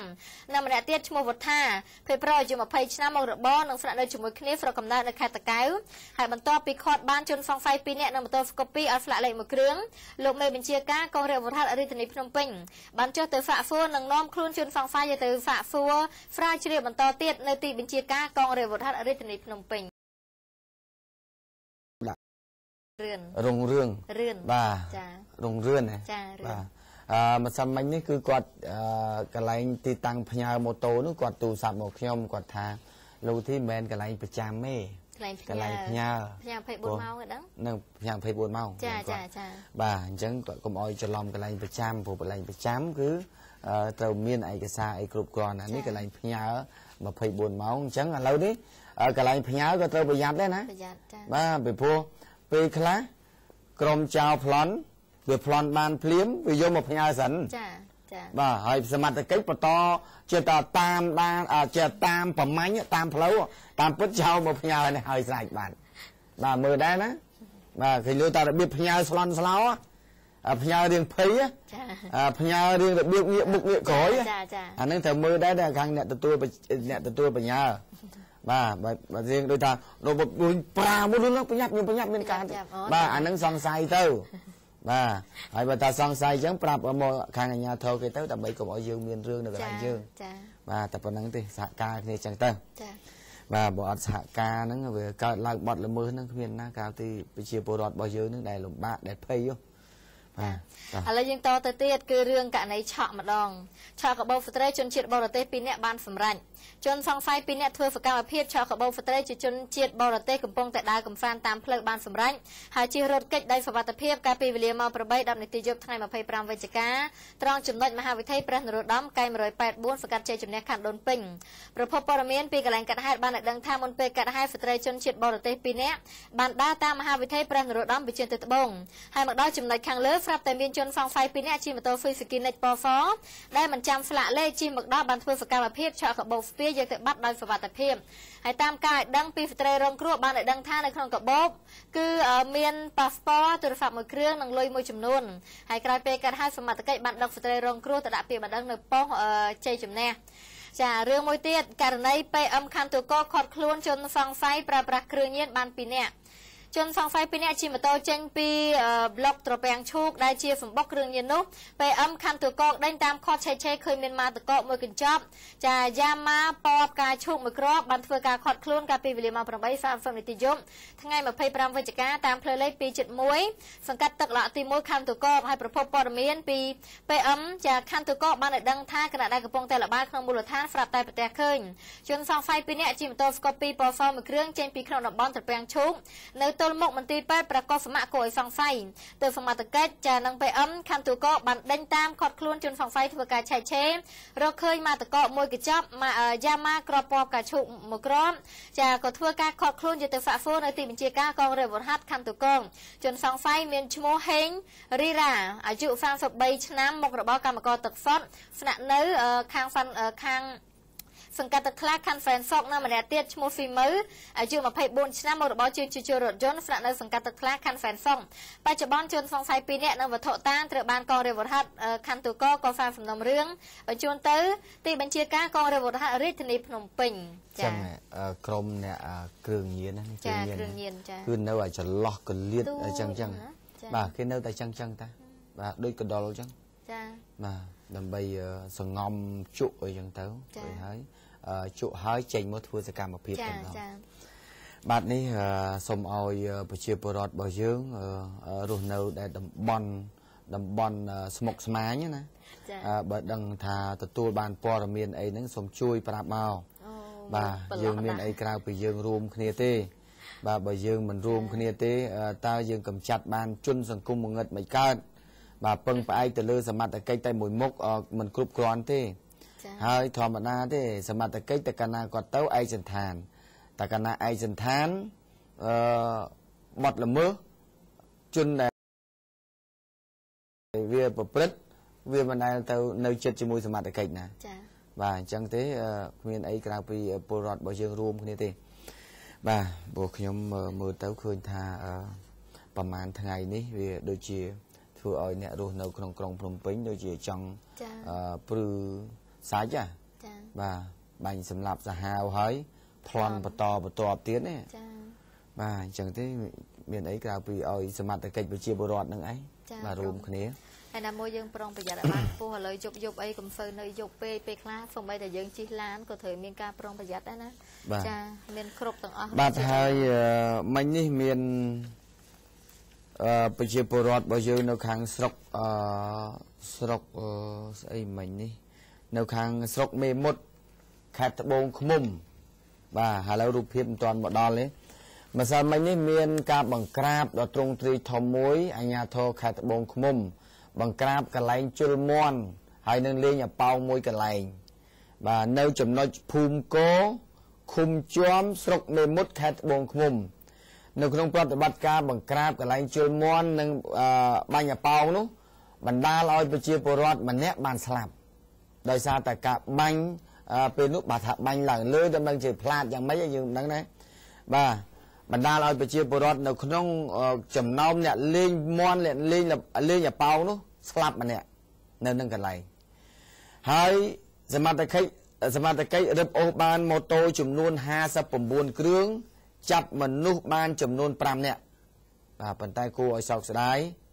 ដែលសមត្ថកិច្ចមិនដឹងជាបាញ់យ៉ាងម៉េចបានជាធ្វើឲ្យប្រជាពលរដ្ឋម្នាក់បានស្លាប់នៅក្នុងវងលបែងបាទនេះជាព័ត៌មានដែលបានកើតឡើងកាលពីម្សិលមិញនៅចន្លោះម៉ោង11និង12ថ្ងៃត្រង់បាទនៅចំណុចភូមិកោឃុំជាំស្រុកមេមត់ខេត្តត្បូងឃ្មុំចា៎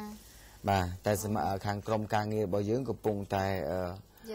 យកព័ត៌មាននិងយករូបភាពហើយបាទអរគុណទូទាំងជនឥឡូវនេះដល់ម៉ោងសម្រាប់ទៅហើយបាទចង់បន្តទៀតដែរតែទៅវាមួយបាទសូមពេលសម្រាប់បន្តិចសិនបាទតិចទៀតយើងវិលមកជួបគ្នាបន្តទៀតបាទ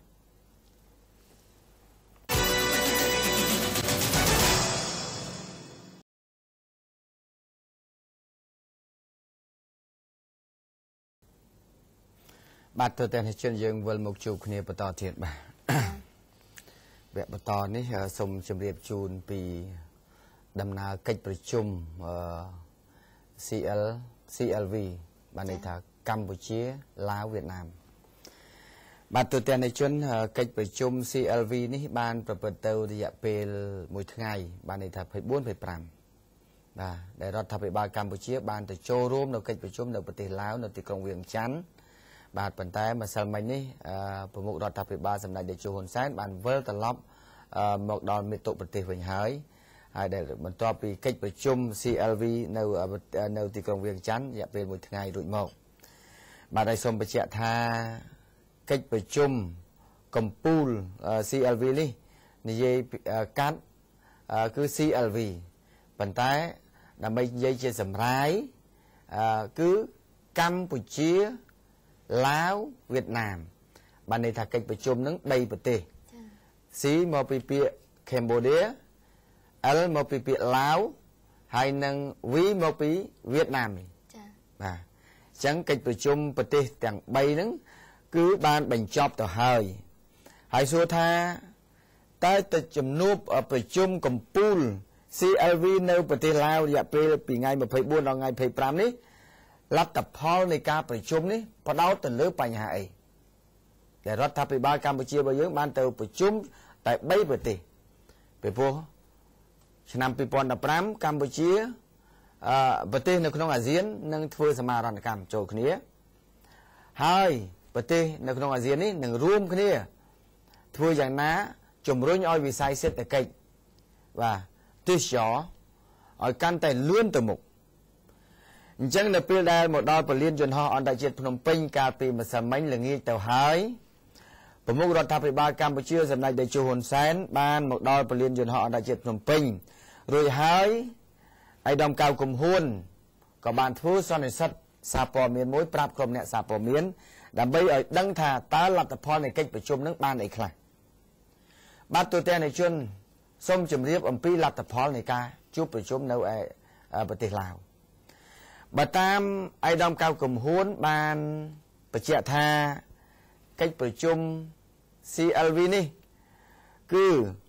ប្រទេសទាំង3បានជំរុញលើវិស័យឯកជនបាទវិស័យឯកជនដើម្បីចូលរួមនៅក្នុងព្រឹត្តិការណ៍ពាណិជ្ជកម្មវិនិយោគនិងទេសចរនានានៅក្នុងប្រទេសដែលនៅក្នុងតំបន់បានន័យថា CLV នេះដោយសំដៅទៅលើការតាក់ទាញនៅលំហូរពាណិជ្ជកម្មនិងវិនិយោគទេសចរមកក្នុងតំបន់ត្រីកោណអភិវឌ្ឍនេះហើយមេដឹកនាំទាំង3បានប្រគល់នៅភារកិច្ចឲ្យគណៈកម្មការសម្របសម្រួលចម្រុះ CLV អនុវត្តបន្ថែមទៀតនៅអនុសារណៈកែសម្រួលស្ដីពីគោលនយោបាយអនុគ្រោះដើម្បីបង្កើតនៅបរិស្ថានអំណោយផលសម្រាប់វិនិយោគនិងអាជីវកម្មនៅក្នុងតំបន់ត្រីកោណអភិវឌ្ឍនិងជំរុញឲ្យមានការរៀបចំពិព័រណ៍ពាណិជ្ជកម្មវិធីជំរុញទេសចរវេទិកាការងារយុវជននិងវេទិកាដៃគូអភិវឌ្ឍនៅក្នុងតំបន់ត្រីកោណអភិវឌ្ឍ CLV ដើម្បីគៀងគរជំនួយហិរញ្ញវត្ថុមកពីជប៉ុនដៃគូអភិវឌ្ឍស្ថាប័នអន្តរជាតិនានាសម្រាប់យកមកអនុវត្តគម្រោងអតិភិប CLV ឲ្យបានវិវត្តទៅមុខលឿនមេដឹកនាំទាំង3ក៏បានដាក់ស្នើនៅបញ្ជីគម្រោងដែលមានអតិភិបខ្ពស់នៃតំបន់ត្រីកោណអភិវឌ្ឍ CLV ជូនភាគីជប៉ុនដៃគូអភិវឌ្ឍនិងស្ថាប័នអន្តរជាតិនានាដើម្បីទទួលជួយនៅបច្ចេកទេសនិងហិរញ្ញវត្ថុព្រមទាំងបានឯកភាពគ្នាក្នុងការរៀបចំកិច្ចប្រជុំកំពូលកម្ពុជាឡាវវៀតណាមកម្ពុជាឡាវវៀតណាមលើកទី9នៅព្រះរាជាណាចក្រកម្ពុជាក្នុងឆ្នាំ2016ខាងមុខនេះបាទអញ្ចឹងកិច្ចប្រជុំ CLV នឹងរៀបចំកិច្ចប្រជុំនេះមកប្រទេសកម្ពុជាវិញម្ដងបាទនៅឆ្នាំ2016បាទហើយកម្ពុជាជាម្ចាស់ផ្ទះបាទហើយឯកឧត្តមកៅកំហួនក៏បានបញ្ជាក់ផងដែរថានៅក្រៅកិច្ចប្រជុំកម្ពុជាខាងនៅក្រៅកិច្ចប្រជុំកម្ពុជាសម្ដេចតេជោនាយករដ្ឋមន្ត្រីកម្ពុជាក៏បានជួបពិភាក្សាជាមួយនឹងឯកឧត្តមថងស៊ីងថាំម៉ាវងនាយករដ្ឋមន្ត្រីឡាវដោយភាគីទាំងពីរបានព្រមព្រៀងគ្នាធ្វើការសាងសង់ស្ពាននៅទន្លេពៅ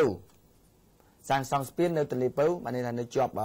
តំបន់ត្រីកោណបានន័យព្រំដែនរវាងកម្ពុជាឡាវគឺជាប់ព្រំទល់យើងមានព្រះវិហារស្ទឹងត្រែងហើយងាកមករតនគិរីបាទដោយឆ្លងកាត់ព្រំដែននឹងព្រមទាំងដែលប្រទេសទាំងពីរនឹងឲ្យបានឆាប់បំផុតហើយឯកភាពគ្នាដំឡើងអាហារូបករណ៍ដល់និស្សិតនៃប្រទេសទាំងពីរដែលបច្ចុប្បន្នមានចំនួននិស្សិត130នាក់ហើយដែលធ្លាប់បានទទួលអាហារូបករណ៍បាទអញ្ចឹង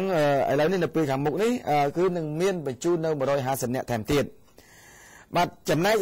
ជំនួប ក្រៅកិច្ចប្រជុំដែលសម្ដេចតេជោនាយករដ្ឋមន្ត្រីកម្ពុជាបានជួបជាមួយនឹងអេដាមវៀនតាន់យុងនាយករដ្ឋមន្ត្រីនៃសាធារណរដ្ឋសង្គមនិយមវៀតណាមភាគីទាំងពីរនឹងក៏បានជំរុញលើពាណិជ្ជកម្មឲ្យធ្វើភាគីឲ្យមានទំហំធំជាងពេលមុនថែមទៀតដោយភាគីទាំងពីរខាងភាគីវៀតណាមថានឹងធ្វើយ៉ាងណាឲ្យការវិនិយោគនៃពាណិជ្ជកម្មវៀតណាមមកកម្ពុជាឲ្យកើនឡើងលើរហូតដល់ $5,000 លានសហរដ្ឋអាមេរិកសម្រាប់ឆ្នាំ 2015 ខាងមុខនេះបាទហើយសម្ដេចក៏បានជំរាបទៅខាងភាគីវៀតណាមជំរុញឲ្យការកសាងកំណត់ផ្លូវជាតិលេខ 78 ដែលនៅសេសសល់នឹងឲ្យធ្វើយ៉ាងណាឲ្យការសាងសង់ផ្លូវនេះឲ្យរួចរាល់ឆាប់បំផុតបាទនេះទូទាំងជនតកតងនឹងជំនួបកិច្ចប្រជុំកំពូល CLV បានន័យថាជំនួបប្រជុំ3ប្រទេសកម្ពុជាឡាវវៀតណាមបាទដែលបានបញ្ចប់ហើយដែលផ្ដោតទៅលើបញ្ហាសំខាន់គឺបញ្ហាសេដ្ឋកិច្ចពាណិជ្ជកម្មទេសចរបាទទូទាំងជនសូមបញ្ចប់រឿងកិច្ចប្រជុំ CLV ប៉ុណ្ណេះហើយឥឡូវនេះយើងបន្តទៅរឿងរបស់យើងនៅក្នុងសង្គមបន្តទៀតបាទអញ្ចឹងយើងសង្ឃឹមថាយុវជនរបស់យើងដែលកំពុងតែអភិវឌ្ឍខ្លួនហើយឲ្យមានធនធានកាន់តែខ្ពស់ដើម្បីយើងប្រកួតប្រជែងនៅពេលដែលអាស៊ានចាប់ដើមអាស៊ានធ្វើសមាហរណកម្មនៅឆ្នាំ 2015 ថាតើនៅពេលដែលយើងបានសមាហរណកម្មអាស៊ានហើយសេដ្ឋកិច្ចទីផ្សារសេរីតើនឹងប្រទេសទាំងអស់នឹងមានការវិវត្តលឿនដោយរបៀបណាបាទអញ្ចឹងទាមទារឲ្យមានធនធានខ្ពស់សម្រាប់ប្រទេសនីមួយៗបាទតោះឥឡូវនេះក៏លេខទៅមើលរឿងសង្គមឯនេះវិញរឿងសង្គមនេះខ្ញុំចង់លើកឡើងពីរឿងផ្សារច្បារអំពៅចា៎កាលពីប្រហែលថ្ងៃមុននេះ3ថ្ងៃមុននេះវាមានរឿងរ៉ាវចេះកើតឡើង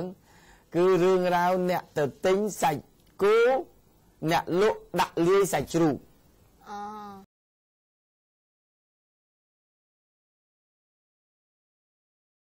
ចា៎គាត់ទៅទិញសាច់គោតែអ្នកលក់ដាក់លាយសាច់ជ្រូក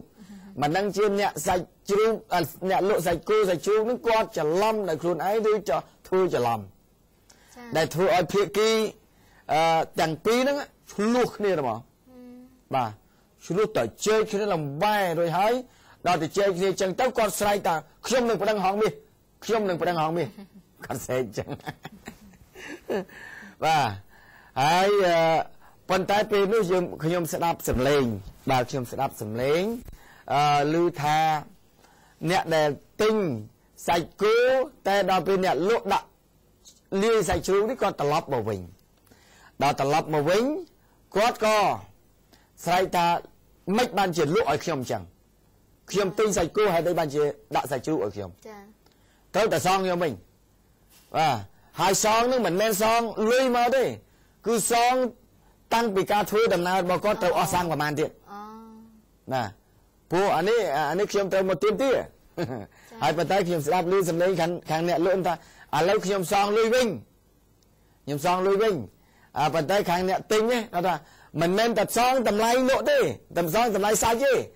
សងតម្លៃសាំងគាត់ទាំងទៅទាំងមកយកសាច់មកដល់ចាហើយបើមិនចឹងទេប្តឹងហងមាសគាត់លើកឡើងអញ្ចឹងបាទតែមិនបើជាបុរដ្ឋឥឡូវគាត់ឲ្យថាមានរឿងអីនឹកឃើញហងមាសមានរឿងអីនឹកឃើញហងមាសប៉ុន្តែចេះខ្ញុំជម្រាបជូនជាអាញាកដាលណាបងណាបើបានគាត់តាមពិតភាគីតាំងសាច់ជ្រូកតាំងអ្នកទិញក៏ស្រឡាញ់ហងមាសដែរខ្ញុំទូស្គាល់ពួកគាត់ត្រូវមើលហងមាសទាំងអស់ប៉ុន្តែខ្ញុំជូនជាទស្សនៈឥឡូវកន្លងមកធ្លាប់អ្នកលក់នៅតាមទីផ្សារគេហៅថាស៊ីភ្នែកជីងចាបាទស៊ីភ្នែកជីងហើយធ្លាប់មានរឿងរ៉ាវស៊ីភ្នែកជីងនេះឆ្លោះទាស់តែងនេះបែកខ្ទិះកន្លងមកចឹងដែរប៉ុន្តែឥឡូវរឿងស៊ីភ្នែកជីងនៅតែមានប៉ុន្តែគាត់ថាថយចុះព្រោះអ្នកទិញឥឡូវមានដាក់ចិញ្ចីងខ្លួនឯងទៅតាមកប៉ៅអញ្ចឹងយូរណាមិនយ៉ាង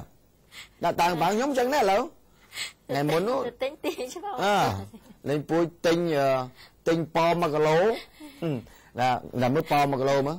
ណែពូខ្ញុំថាអញ្ចឹងគ្រប់ឲ្យលោកទីខ្ញុំណាទៅហ៊ានប្រឡប់លោកទីអីតែ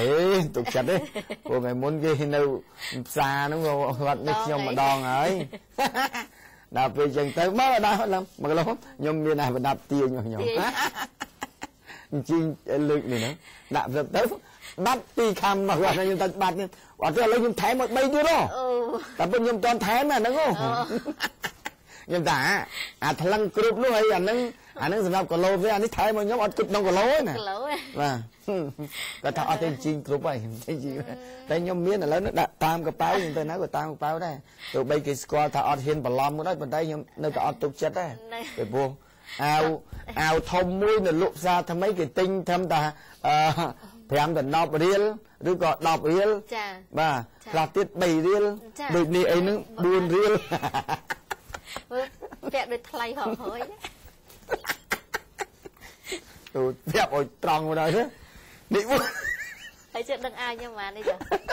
លើរទី4រៀលខ្ញុំ1រៀលនៅបឹងកេងកងចឹងបានកកយាស្តតចាំបានយាម៉ូតគេទិញម៉ូតគេយាស្តតទាំងអស់ធ្លាក់សំយេះហ្មងអើយយូរមកឲ្យគេខ្លួនឯងស្លឹកដងធ្លាក់សំយ៉ាអូស្លឹកចាក់អើយធ្លាក់ឡើងកន្តាអើយវាជាមានរឿងអញ្ចឹងណាប៉ុន្តែចេះមិនចេះលើកឡើងចេះខុសអាចចេះខុសអីចេះទៅវែងឆ្ងាយបាទថ្ងៃមួយនោះខ្ញុំធ្លាប់តោះនោះអៃដាមកែបជុតិមាបាក្រុងចាគេធ្វើពិធីតាំងពិព័រណ៍នៅវត្តភ្នំស្រាប់ទៅដល់គឺគូញូហើយស្គាល់បាទស្គាល់ខ្ញុំទៅឲ្យគេទិញអាវមួយគេបញ្ចុះតម្លៃគេថាចុះបើដល់ខ្ញុំទៅដើររត់ទិញចុះតម្លៃដែរគាត់នោះគាត់លក់ឲ្យខ្ញុំ$25បាទបញ្ចុះតម្លៃព្រោះគាត់លក់40គាត់ទៅប្រម៉ូសិនមកគាត់ណាខ្ញុំពេលដែលទិញបានហើយខ្ញុំមកអួតជាមួយចៅវាយក្រុងឯកឧបកែបជួបតែម៉ែខ្ញុំថាអីដំខ្ញុំទិញបានមិញអានេះគេលក់40បាទគេលក់40អីដំនេះអានេះខ្ញុំទិញមិញគេស្គាល់ខ្ញុំនោះគេលក់ឲ្យតែ25គេមួយស្នាប់ចឹងដល់គាត់ថាចង់គាត់បាទដល់ពេលមានអាមួយនោះដល់ចិត្តមកអាវនោះពួកឯងទិញនោះខ្ញុំទិញ6រៀលបបាក់មុខឯងនៅមុខស្វាយក្រុងនោះ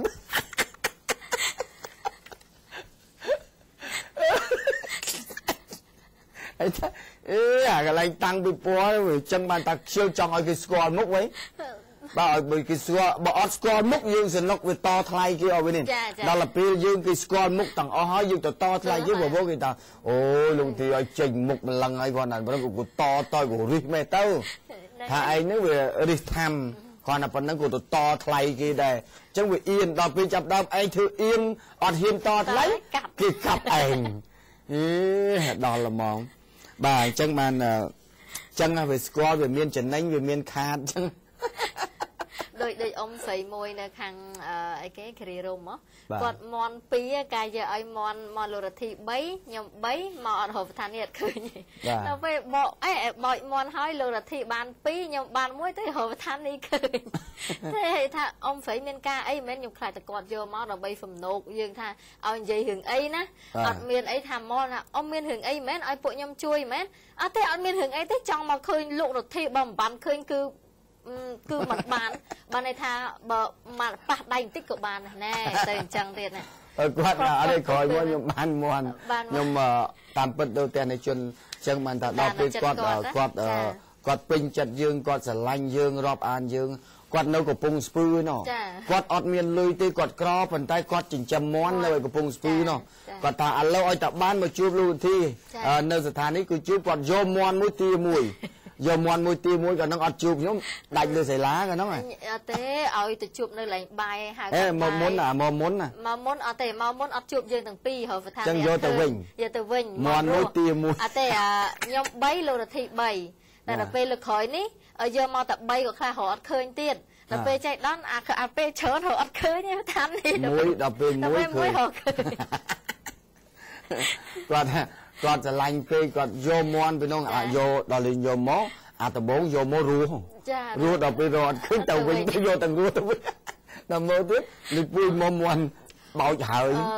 ទាមួយហ្នឹងយកទៅស្ល3មុខអត់ចង់អស់ទេចាគាត់ថាទាបាទអញ្ចឹងបានថាអានេះគេហៅថាមនុស្សដែលផុសចេញពីទឹកចិត្ត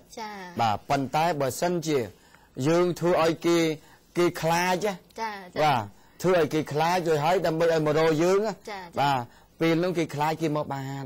ចាបាទប៉ុន្តែទៅវិញមិនប្រាប់គេថា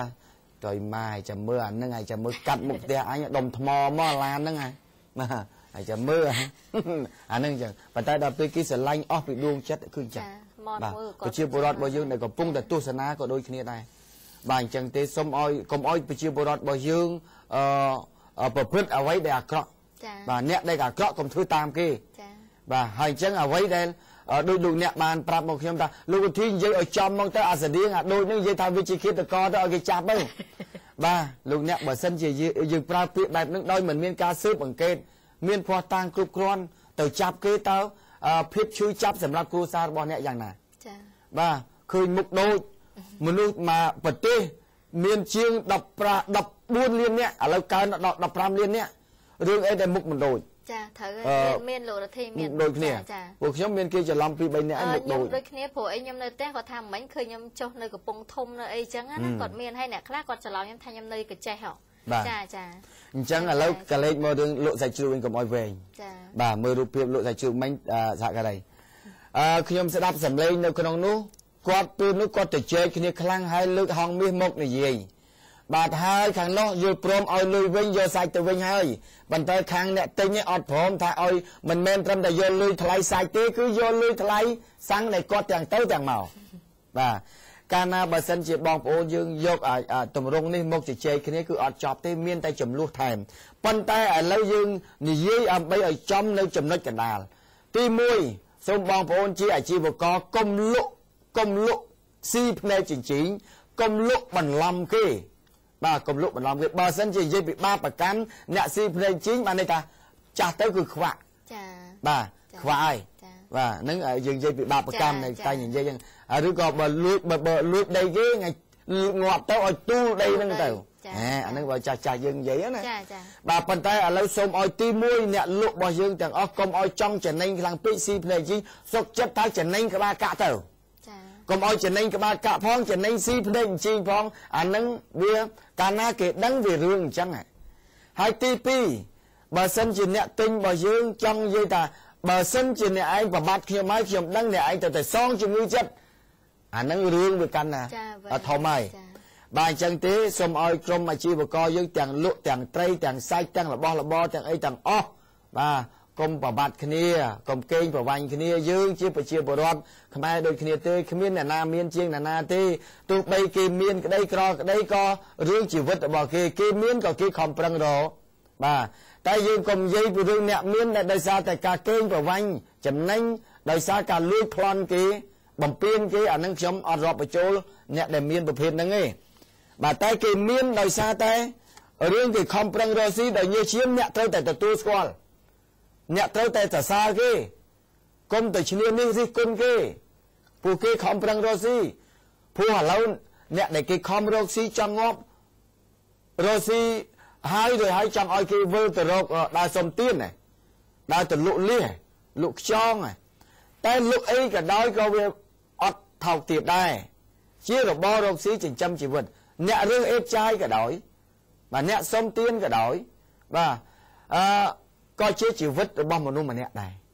បាទប៉ុន្តែសូមឲ្យជៀសវាងតាពីការប្រព្រឹត្តល្មើសនៅក្នុងសង្គម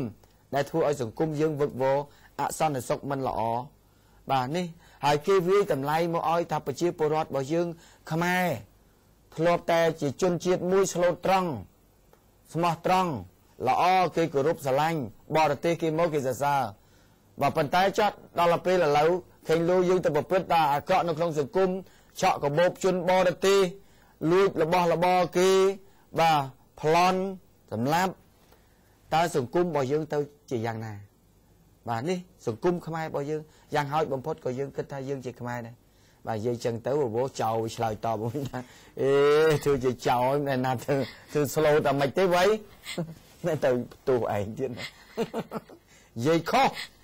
គឺធ្វើចៅប្លន់ហ្នឹងមកស្លូតតែយ៉ាងណាក៏ដោយខ្ញុំគិតថានៅក្នុងសង្គមរបស់យើងមនុស្សដែលអាក្រក់វាតិចទេមនុស្សដែលល្អច្រើនណាស់បាទអញ្ចឹងទេខ្ញុំ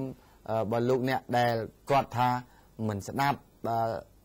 នៅអំពើល្អទេគាត់ទៅដើរទៅផ្លូវអាក្រក់ផ្លូវខុសអាហ្នឹងស្រេចរបស់លោកអ្នកទៅបាទតែគាត់ថាអាក្រក់វាកម្មពៀផលវាគង់តែហុចឲ្យទេអាហ្នឹងវាចឹងចាបាទតោះយើងទៀតហ៎បាទហេទៅមិនទាន់បានរឿងផងឥឡូវខ្ញុំចឹងសូមឲ្យអាជីវករទាំងអស់ហ្នឹងកុំឲ្យកេងប្រវាញ់កេងចំណេញអីច្រើនពេកបាទបើឃើញមុខខ្ញុំ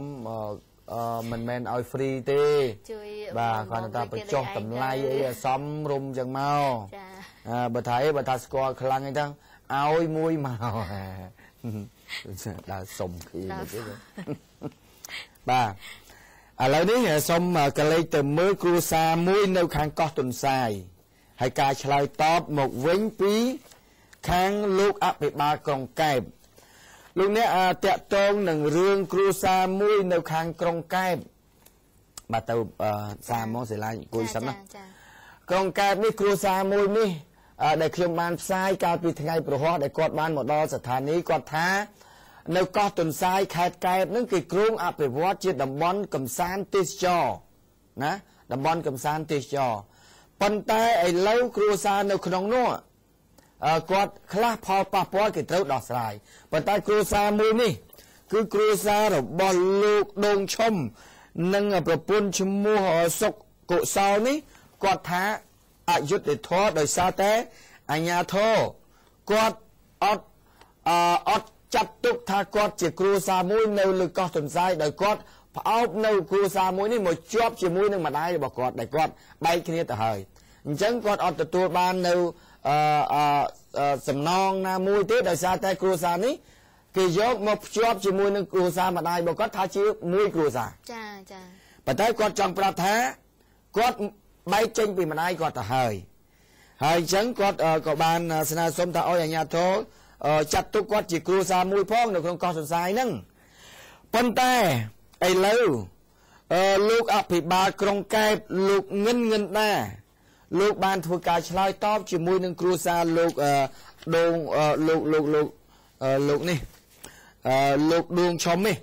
បាទលោកដួងឈុំឥឡូវនេះលោកអភិបាលក្រុងងិនដាគាត់ឆ្លើយថាចេះគាត់ថាតាមពិតលោកទេរឿងនេះគាត់ទឹមទៅអភិបាលក្រុងក្រោយទេហើយរឿងនេះវាកើតឡើងតាំងពីមុនមកហើយសូមបញ្ជាក់ពិសាបានតិចកោះទុនសាយនេះគឺវាមានក្រុមហ៊ុន2ដែលគ្រោងវិនិយោគធ្វើជាតំបន់កំសាន្តទេសចរប៉ុន្តែមិនមែនជាធ្វើជាភូមិគ្រឹះរឹងមាំទេជាតំបន់កំសាន្តទេសចរធម្មជាតិក្នុងនោះមានក្រុមហ៊ុនអូចាំគ្រុបរបស់លោកអង្គញាវិញហួរមួយហើយនឹងក្រុមហ៊ុនរបស់លោកលីមលីណាមួយពីរក្រុមហ៊ុនហ្នឹងដែលគ្រោងនឹងធ្វើការវិនិយោគតំបន់ទេសចរធម្មជាតិនៅក្នុងកោះទុនសាយក្រុងកែបឥឡូវនេះការស្រាវជ្រាវរបស់អាជ្ញាធរថាតើប្រជាពលរដ្ឋនៅក្នុងនឹងមានប្រមាណគ្រួសារដែលទៅផលប៉ះពាល់ដើម្បីដោះស្រាយឲ្យគាត់អាជ្ញាធរគេស្រាវជ្រាវទៅឃើញថាពលរដ្ឋដែលនៅក្នុងតំបន់កោះទុនសាយហ្នឹងគឺមាន21គ្រួសារបាទ21គ្រួសារឥឡូវនេះបើតាមលោកងិនដាដែលគាត់បានបញ្ជាក់ប្រាប់មុននេះថាក្នុងចំណោម21គ្រួសារនេះបានដោះផលប៉ះពាល់នឹងចំនួន21គ្រួសារហើយសំទោសដោះបាន14ដោះបាន10មើល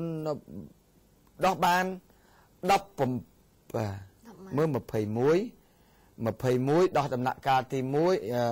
ឡូវនៅសល់11គ្រួសារបានន័យថាដោះ20គ្រួសារហើយណាចាដោះត្រូវបើមិនជាដោះ20នៅសល់21គ្រួសារទាំងអស់21គ្រួសារដោះបាន10នៅសល់11ដោះបាន10មិន20ណាបើយកចង់ត្រូវហើយទាំងអស់វា21គ្រួសារដែលផលប៉ះពាល់នៅលើកោះទុនសាយហើយឥឡូវហ្នឹងអាជ្ញាធរបានដោះបាន10គ្រួសារហើយនៅសល់11គ្រួសារទៀតបាទហើយឈ្មោះដូមឈុំនេះលោកអភិបាលក្រុងថាពិតជាអត់មានឈ្មោះនៅក្នុងបញ្ជីមែនព្រោះនៅក្នុងបញ្ជីនេះគឺមានតែឈ្មោះចុះបញ្ជីតាំងពីឆ្នាំ2005ដល់2006ប៉ុន្តែដោយសារតែគាត់អត់មានឈ្មោះប៉ុន្តែយ៉ាងណាក៏ដោយ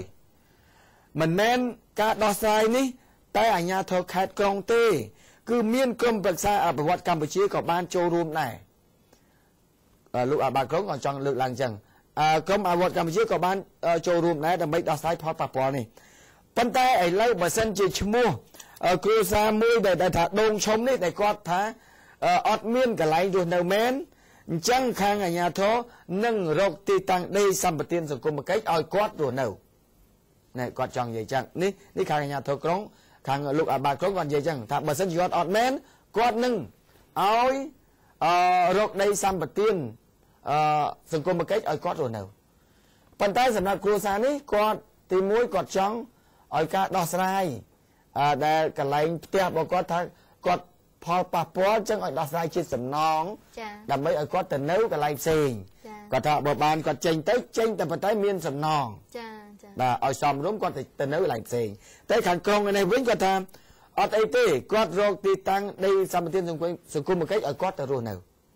អញ្ចឹងមិនមែនបានន័យថាអាជ្ញាធរគប់ខិតគ្នាកាត់ឈ្មោះគាត់មិនឲ្យមាននៅក្នុងគ្រួសារដើម្បីយកដីនឹងទៅលក់ឲ្យក្រុម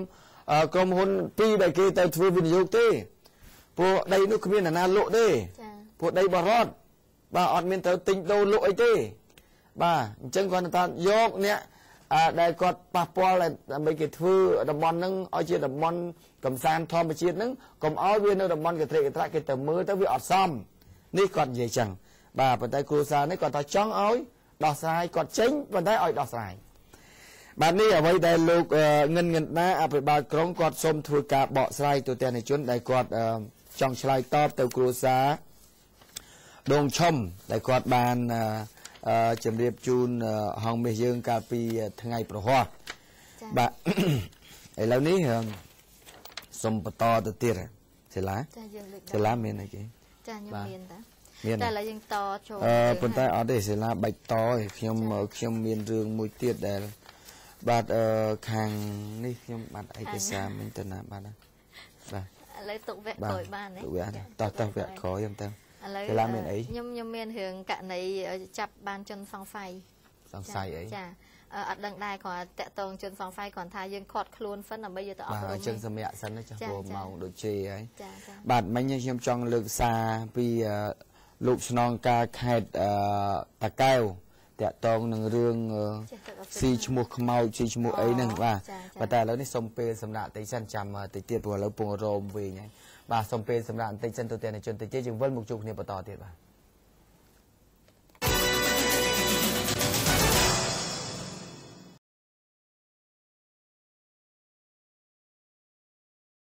អរេអ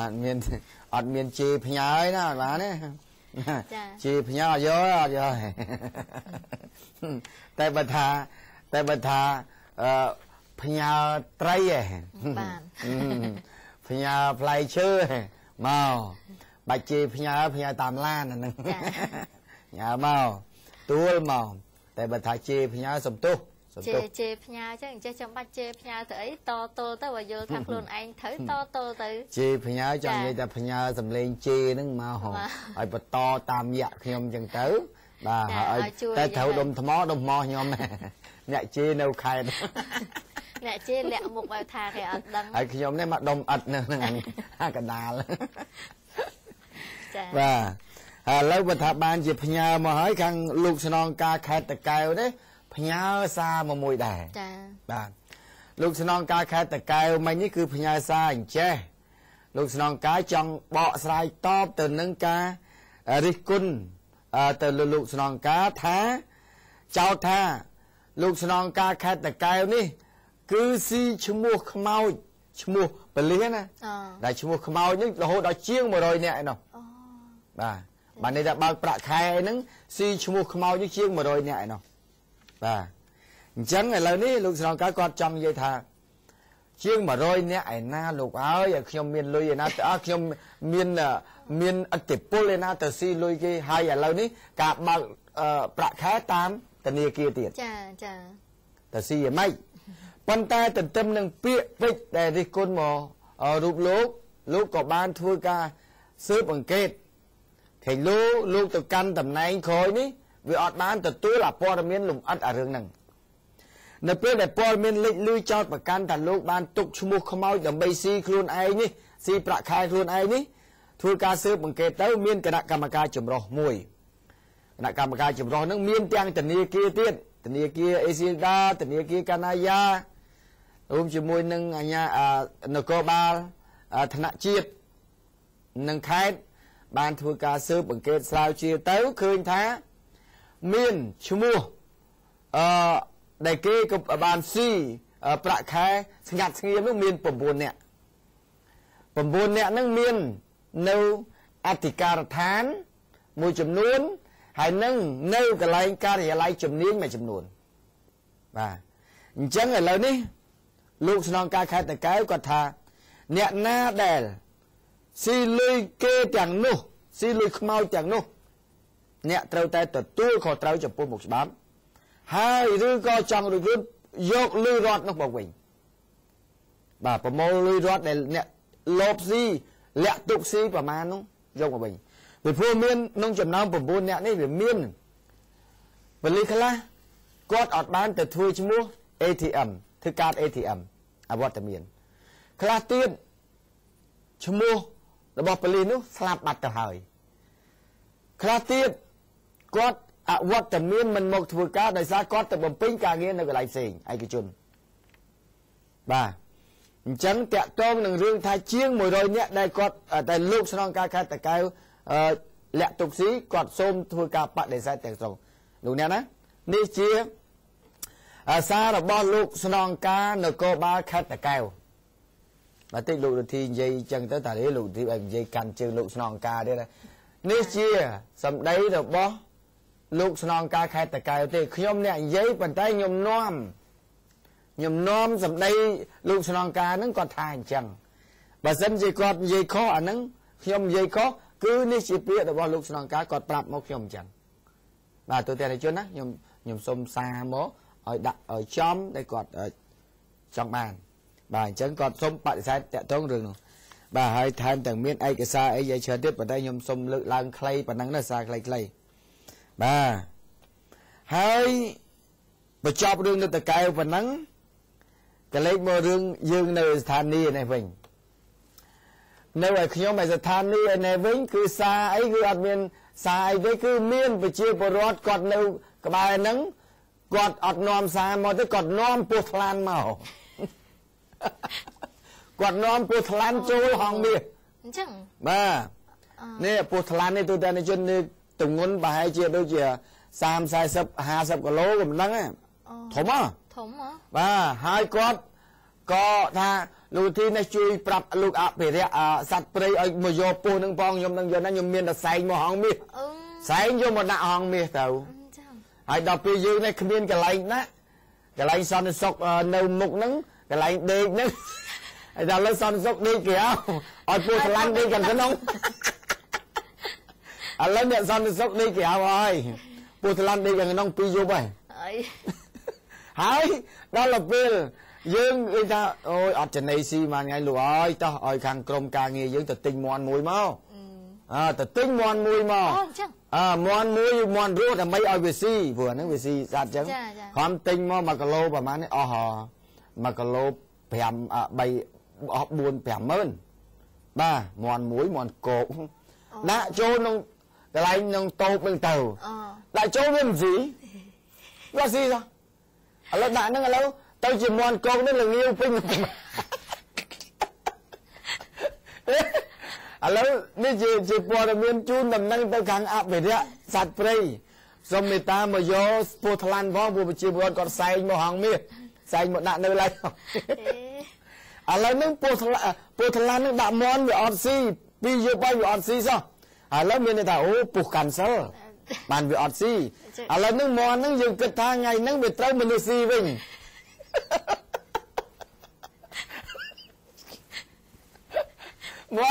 មាន់ចំណៃពោះឥឡូវនេះវាពោះវាមិនស៊ីវាមានតែចំណៃមនុស្សតើព្រលឹមឡើងហូបតែនំចុកអត់តបានសាច់មាន់ហ្នឹងឥឡូវទៅមិនទេបើពោះថ្លាន់កាន់សិលអត់ទីដាក់ទៅវាមិនទៅលេងមិញខាងក្រុមការក្រុមសន្តិសុខយើងយកទៅញល់មាត់ពោះទៀតណាបើយកមាន់ហ្នឹងយកទៅញល់វាធ្វើមិនដឹងវាមិនដឹងថាបែបងោហ្នឹងអានេះបែបអាណិតមនុស្សលោកទៅ ទុកមន់នឹងឲ្យមនុស្សលោកបែបពូគាត់ថាខ្លួនឯងតឹងបានភីហ្វិចមន់ធ្វើអីឲ្យគេឯណាអើយបាទឥឡូវនេះជាព័ត៌មានជូនដល់ខាងក្រមអភិរក្សសត្វព្រៃដែលគាត់បើសិនជាបានទទួលព័ត៌មានហើយឬក៏អ្នកណាបានស្គាល់លេខទូរស័ព្ទគាត់ខ្ញុំអត់មានលេខទូរស័ព្ទខាងអភិរក្សសត្វព្រៃទេបើសិនជាបានទទួលព័ត៌មាននេះសូមមកយកពោះនឹងបងធំបាទដាក់នៅចូលនេះខ្ញុំថតពីចម្ងាយផងបាទថតពីចម្ងាយផងសូមមកយកពោះនឹងទៅខ្ញុំអត់ហ៊ានទៅចិត្តទេបាទទោះបីពោះអត់ពឹសដោយតែគាត់នៅឃើញមិនទៅខ្លាចឯពោះទេងាប់ឲ្យខ្ញុំបាទតែគាត់ថាវាមិនទៅចិត្តវាតែប៉ុណ្ណឹងអត់ខ្លាចទេទៅចិត្តតែបើពោះក្រៅពីពោះហ្នឹងវាចេះទៅចិត្តបាន